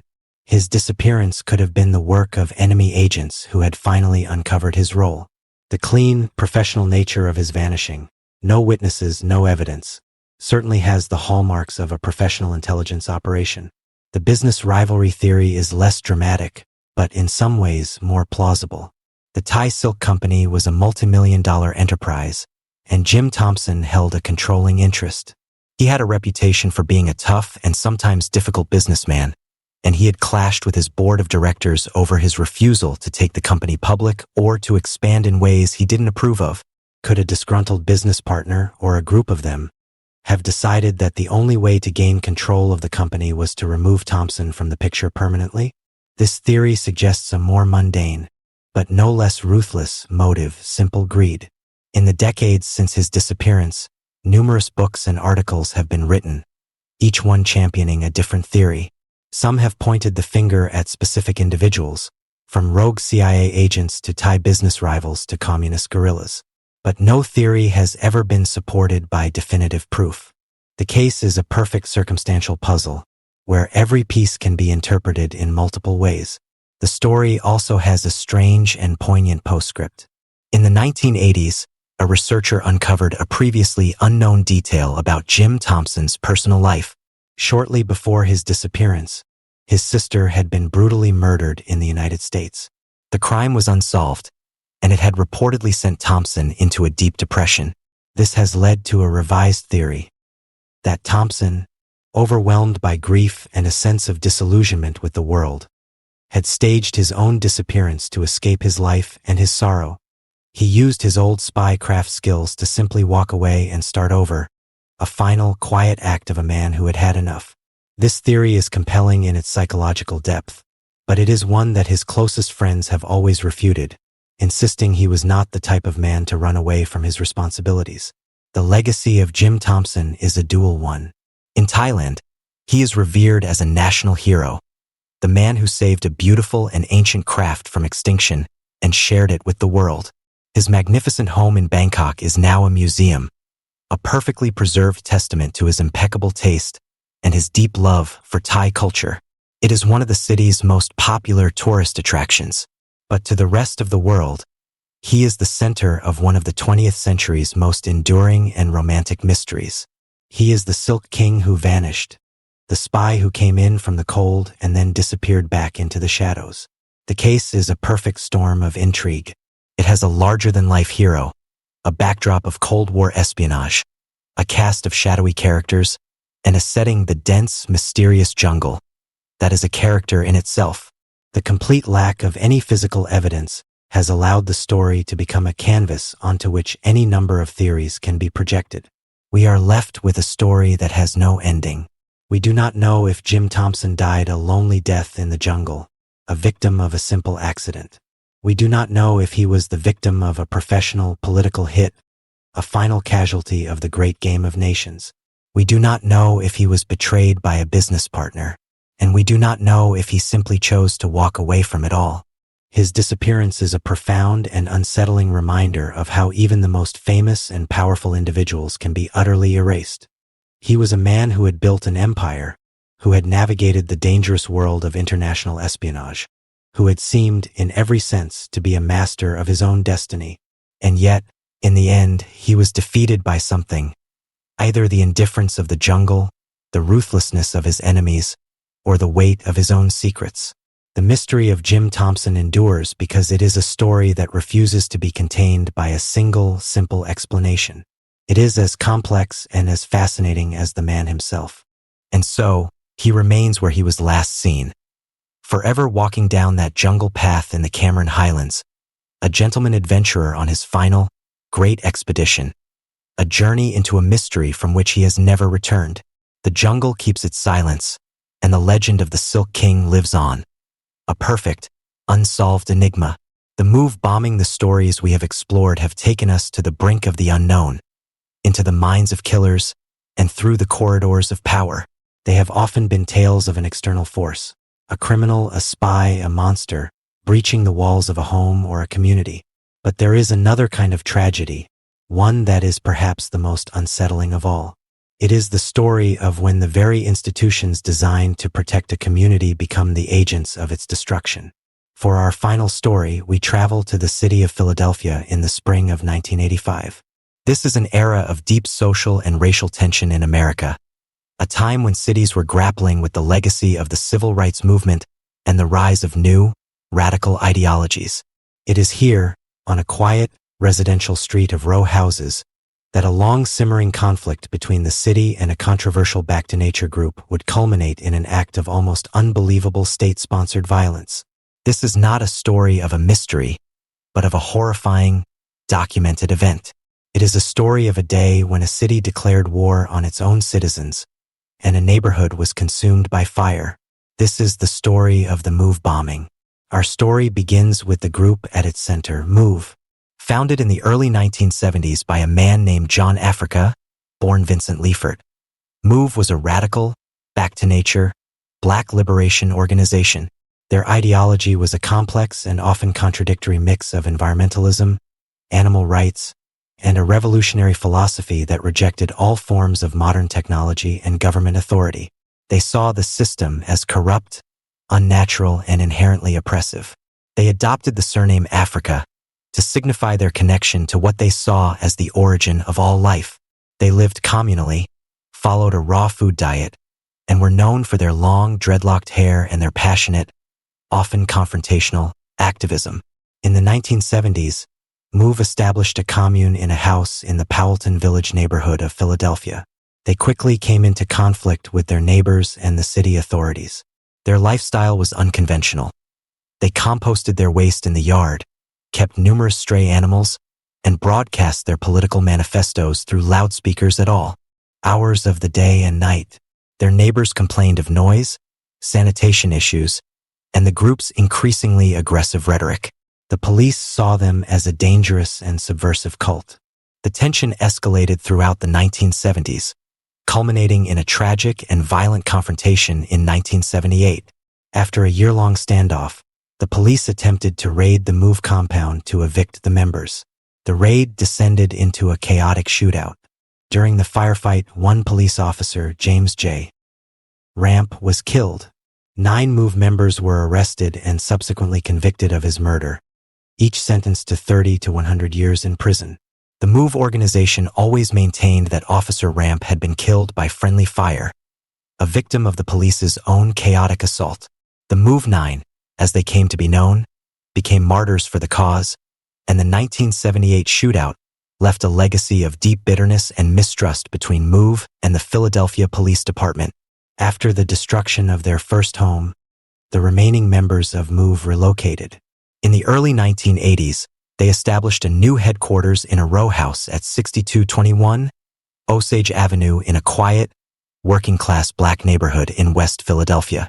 And the cycle of conflict began again. The new move compound quickly became a source of tension in the neighborhood. They fortified the house, boarding up the windows and building a wooden bunker on the roof. They once again began broadcasting their political tirades through loudspeakers, day and night.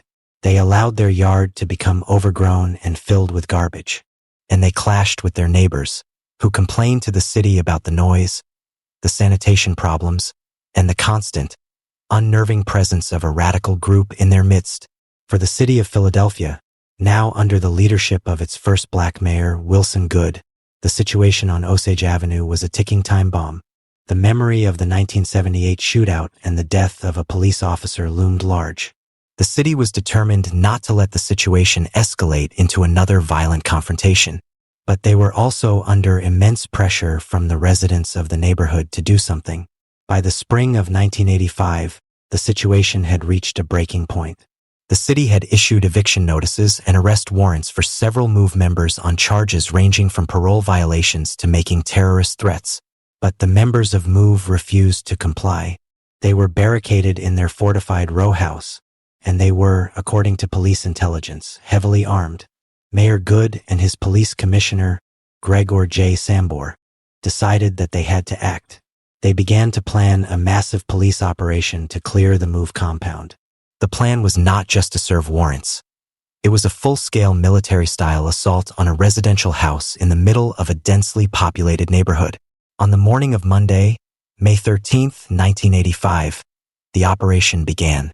The entire neighborhood around 6221 Osage Avenue was evacuated, though many residents were given little warning and were forced to leave their homes with nothing but the clothes on their backs. Hundreds of police officers, armed with automatic weapons, tear gas, and heavy equipment, surrounded the house. The streets were blocked off. The city of Philadelphia was about to go to war with itself. The police began the assault by trying to flush the MOVE members out with tear gas and high-pressure water cannons. For hours, they bombarded the house. But the members of MOVE, who were hunkered down in the basement with their children, did not surrender. Gunfire erupted from the house, and the police returned fire, riddling the small row house with thousands of rounds of ammunition. The neighborhood became a war zone. The standoff continued throughout the day. The police were frustrated. Their conventional tactics had failed. The members of MOVE were dug in and were refusing to back down. As the afternoon wore on, the police commissioner, Gregor Sambor, made a fateful and catastrophic decision. He decided that the only way to break the stalemate was to use a more powerful weapon. He authorized the use of an explosive device. A Pennsylvania State Police helicopter was called in. It was carrying a satchel charge, a powerful bomb made of C4 and Tovex, a commercial explosive. The plan was to have the helicopter hover over the MOVE house and drop the bomb onto the wooden bunker that had been built on the roof. The police believed that the explosion would destroy the bunker and create a hole in the roof, allowing them to pump more tear gas into the house and force the occupants out. It was a plan that was not only reckless but was based on a profound and deadly miscalculation. At 5:27 p.m., the helicopter swooped in low over Osage Avenue. A Philadelphia police officer leaned out of the helicopter and dropped the bomb onto the roof of the MOVE house. The explosion was massive. It ripped a huge hole in the roof, just as planned. But it also did something else, something that the police claimed they did not anticipate, but which should have been entirely predictable. The bomb ignited the flammable materials of the house, the wooden bunker, the roof, the gasoline that the police knew MOVE kept on hand for a generator. A fire started. At first, it was a small fire confined to the roof of the house. But the fire department, which was on the scene, was given a shocking order. Let the fire burn. The police commissioner and the fire chief made the unbelievable decision to use the fire as a tactical weapon. They believed that the fire would force the MOVE members out of the house and into the arms of the waiting police. But the fire did not stay confined to the MOVE house. The row houses on Osage Avenue were old, built of wood and brick, with common walls and flammable tar roofs. The fire, fanned by the evening wind, began to spread. It leaped from one roof to the next, a hungry, roaring inferno that was now completely out of control.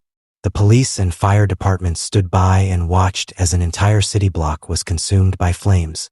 The neighborhood, which they were supposedly there to protect, was being destroyed by their own deliberate inaction. The residents who had been evacuated could only watch in horror from behind the police lines as their homes, their memories, their entire lives, went up in smoke. Inside the move house, a tragedy of unimaginable proportions was unfolding. The members, including several children, were now trapped in a burning, collapsing building. The fire was raging above them. The police were surrounding them outside, and there was no escape. The decision to let the fire burn was not just a tactical error. It was a moral catastrophe. The city of Philadelphia had dropped a bomb on its own citizens, on a residential street, and was now allowing a fire of its own making to burn out of control. The night sky over West Philadelphia was lit up by the flames of a city at war with itself. The story of what happened on Osage Avenue was no longer about a standoff with a radical group. It was about to become the story of a massacre. As the inferno raged on Osage Avenue, the carefully constructed narrative of a controlled police operation completely fell apart. The fire, which was supposed to be a tactical weapon to flush out the MOVE members, had become a monstrous, uncontrollable force. It consumed 6221 Osage Avenue and then began its relentless march down the block, leaping from one rooftop to the next. The closely packed row houses, with their old wooden frames and flammable tar roofs, were perfect fuel. The evening sky glowed a hellish orange, and a thick, acrid smoke choked the air for miles. The residents of the neighborhood, who had been evacuated hours earlier, watched from behind police barricades in a state of shock and disbelief. They saw their homes, their possessions, their entire lives being devoured by a fire that the city's own fire department was making no effort to extinguish. The firefighters were on the scene with their trucks and hoses, but they had been given a direct order to stand down and let the fire burn. This decision, made by Police Commissioner Gregor Sambor and Fire Commissioner William Richmond, would become one of the most infamous and damning aspects of the entire event. Their rationale was that they feared their firefighters would be shot at by MOVE members if they approached the house. But the result was the catastrophic destruction of an entire community. Inside the burning MOVE house, a desperate and terrifying drama was playing out. The remaining members of the group, including the children, were trapped in the basement, which was now filling with smoke and water from the fire hoses that had been used earlier. The fire was raging above them. The house was beginning to collapse, and outside, a small army of police officers was waiting with their guns drawn. There are conflicting accounts of what happened next. The police maintained that they were trying to give the MOVE members an opportunity to surrender. But the two lone survivors of the fire tell a very different story. One of the survivors was a 13-year-old boy named Bertie Africa, born Michael Ward. The other was an adult woman, Ramona Africa. According to Ramona Africa's testimony, as the fire intensified and the situation became unsurvivable, some of the MOVE members made a desperate attempt to escape from the back of the house into a narrow, fenced-in alleyway. She claimed that as they tried to emerge from the smoke and flames, they were met with a hail of police gunfire, which forced them back into the burning building. The police have always vehemently denied this, stating that they held their fire and were waiting for a surrender. But the physical evidence and the testimony of some witnesses suggest that there was indeed gunfire in the back alley during the height of the fire. The truth of those final, chaotic moments may never be known for certain, but the outcome was horrific. When the fire was finally allowed to be put out, late into the night, the scene on Osage Avenue was one of utter devastation. An entire city block, over 60 homes, had been burned to the ground, and in the smoldering, water-filled basement of 6221 Osage Avenue, investigators found the remains of 11 people. 6 of them were adults, including the founder of MOVE, John Africa, and 5 of them were children, ranging in age from 7 to 13. They had died not from the bomb, not from the initial shootout, but from the fire and the smoke, a fire that had been deliberately allowed to burn by the city of Philadelphia. The city had dropped a bomb on a house containing children, and then had let the resulting fire burn until they were all dead. The MOVE bombing was not just a botched police raid. It was a state-sanctioned massacre. The aftermath of the bombing was a firestorm of outrage, controversy, and a desperate attempt by the city to control the narrative. Mayor Wilson Goode, who had authorized the initial police operation, tried to distance himself from the decision to drop the bomb and let the fire burn. He claimed he had not been fully briefed on the plan and that he had been let down by his commanders on the ground. A special investigative commission, known as the MOVE Commission, was appointed to investigate the event. Their final report, issued a year later, was a scathing indictment of the city's leadership. The commission condemned the actions of the police and fire departments as reckless, ill-conceived, and unconscionable. They concluded that dropping a bomb on an occupied residential house was completely unjustifiable, and that the decision to let the fire burn was a catastrophic failure of judgment. The report stated that the deaths of the 5 children and 6 adults were unjustified homicides. Despite these damning findings, no one from the city government, not the mayor, not the police commissioner, not the fire commissioner, was ever criminally charged for their actions on May 13, 1985. The city had investigated itself and had found itself guilty of a massacre, but no individual was ever held accountable in a court of law. The 2 survivors, Ramona Africa and Bertie Africa, faced very different fates. Ramona Africa, who had managed to escape the burning building, was immediately arrested. She was the only adult survivor, and she was charged with riot and conspiracy. She was convicted and sentenced to 7 years in prison. She served her full sentence and has since become the primary spokesperson for the MOVE organization, a tireless advocate who has spent her life telling the world what happened on Orange Avenue. Bertie Africa, the 13-year-old boy, was taken into custody and eventually went to live with his biological father. He changed his name back to Michael Ward and tried to live a normal life, but he was forever haunted by the trauma of what he had witnessed. He died in 2013 at the age of 41, in a tragic drowning accident in a hot tub on a cruise ship. The scars of that day, both physical and psychological, never left him. The neighborhood of Osage Avenue was eventually rebuilt by the city, but the new homes were shoddily constructed and plagued with problems. Many of the original residents never returned. The block became a symbol of urban decay and governmental neglect, a physical manifestation of a community that had been destroyed and then abandoned. The new houses could not cover the deep, psychic wound that had been left on the neighborhood.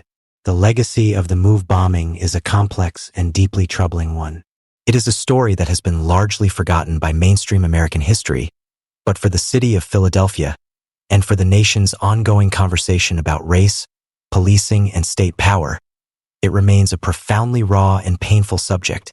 It is a story that defies easy categorization. Was it a tragic but necessary police action against a dangerous, armed cult?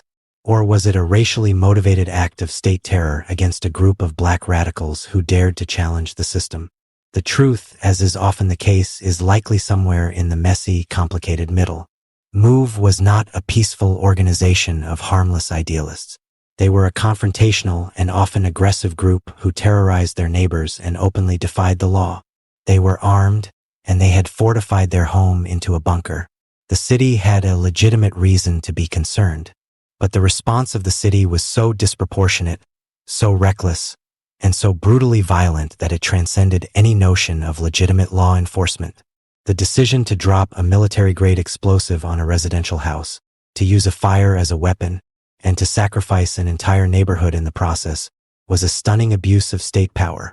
The story of the MOVE bombing is a chilling case study in how a conflict between a government and a fringe group can escalate into a full-blown war. It is a story about the dangers of groupthink, of a police force and a city leadership that became so convinced of the righteousness of their own cause that they lost all sense of proportion and humanity. They saw the members of MOVE not as citizens with rights, but as an enemy to be eradicated, and in their zeal to destroy the enemy, they ended up destroying a part of their own city. The fire on Osage Avenue was not just a fire of wood and tar.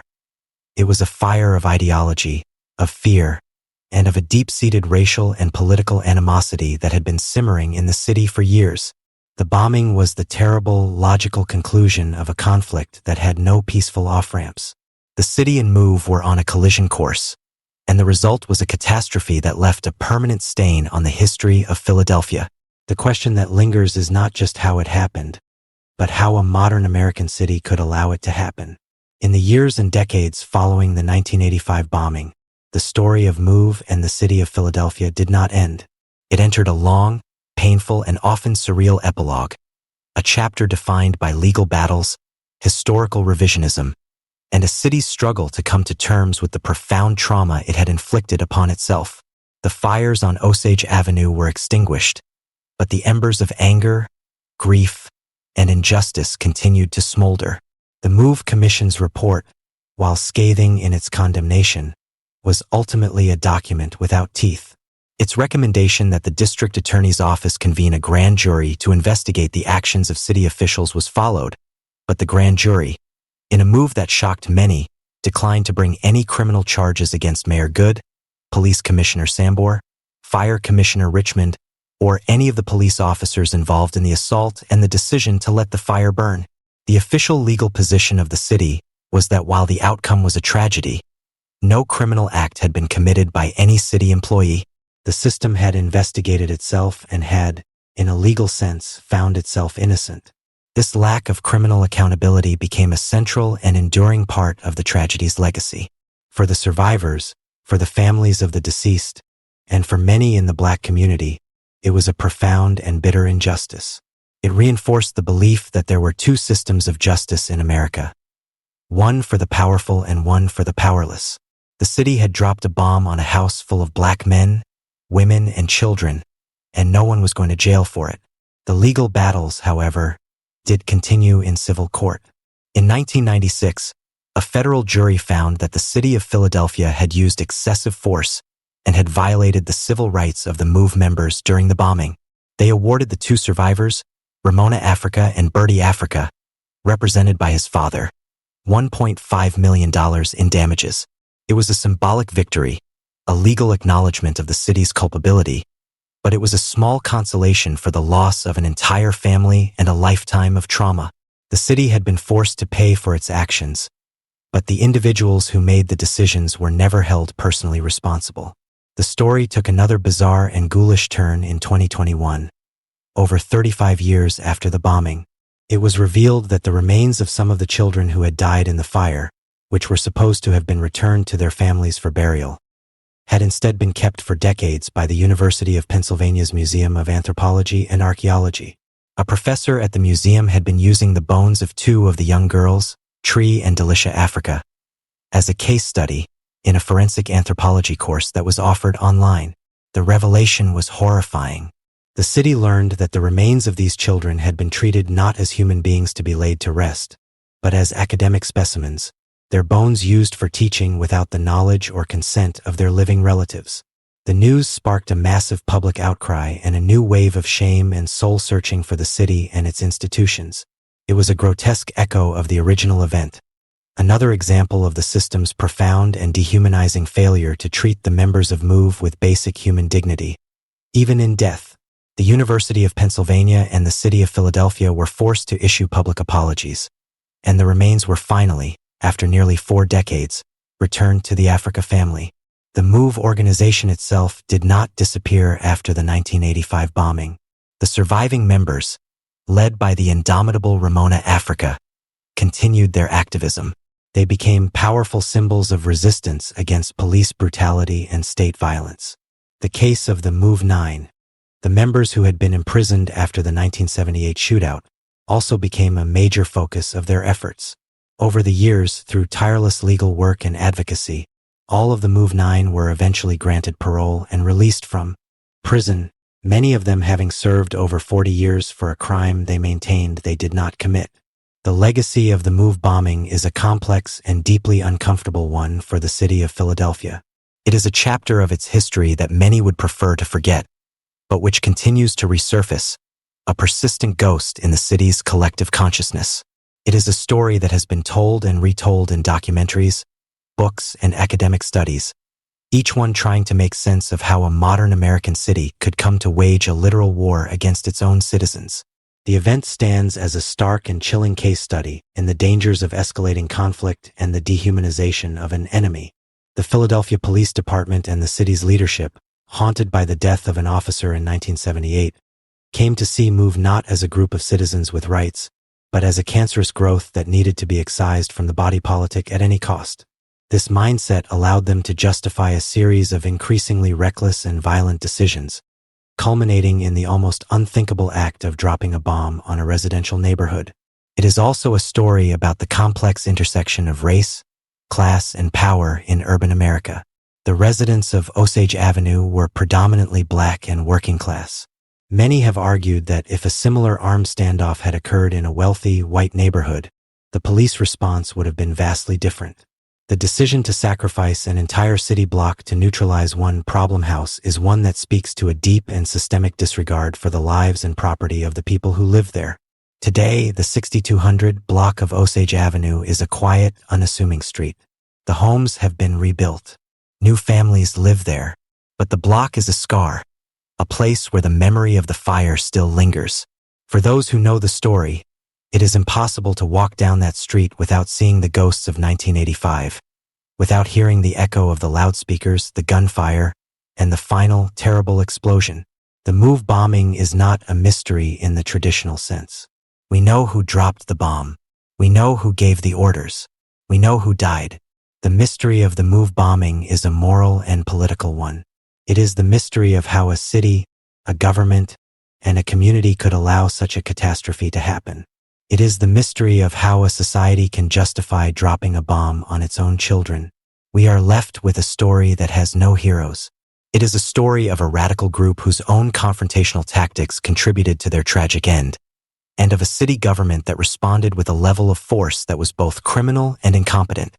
It is a uniquely American tragedy, a story that encapsulates the nation's long and troubled history with race, radicalism, and the awesome, often terrifying, power of the state. The fire on Osage Avenue was eventually extinguished, but the questions it raised continue to burn. It is a story that forces us to confront the darkest capabilities of our own institutions and to ask ourselves what happens when the people who are sworn to protect and serve become the agents of destruction. The MOVE bombing is a permanent stain on the history of Philadelphia, a quiet and chilling reminder that sometimes the most dangerous monsters are not the ones who live on the fringes of society, but the ones who hold the power to drop the bomb.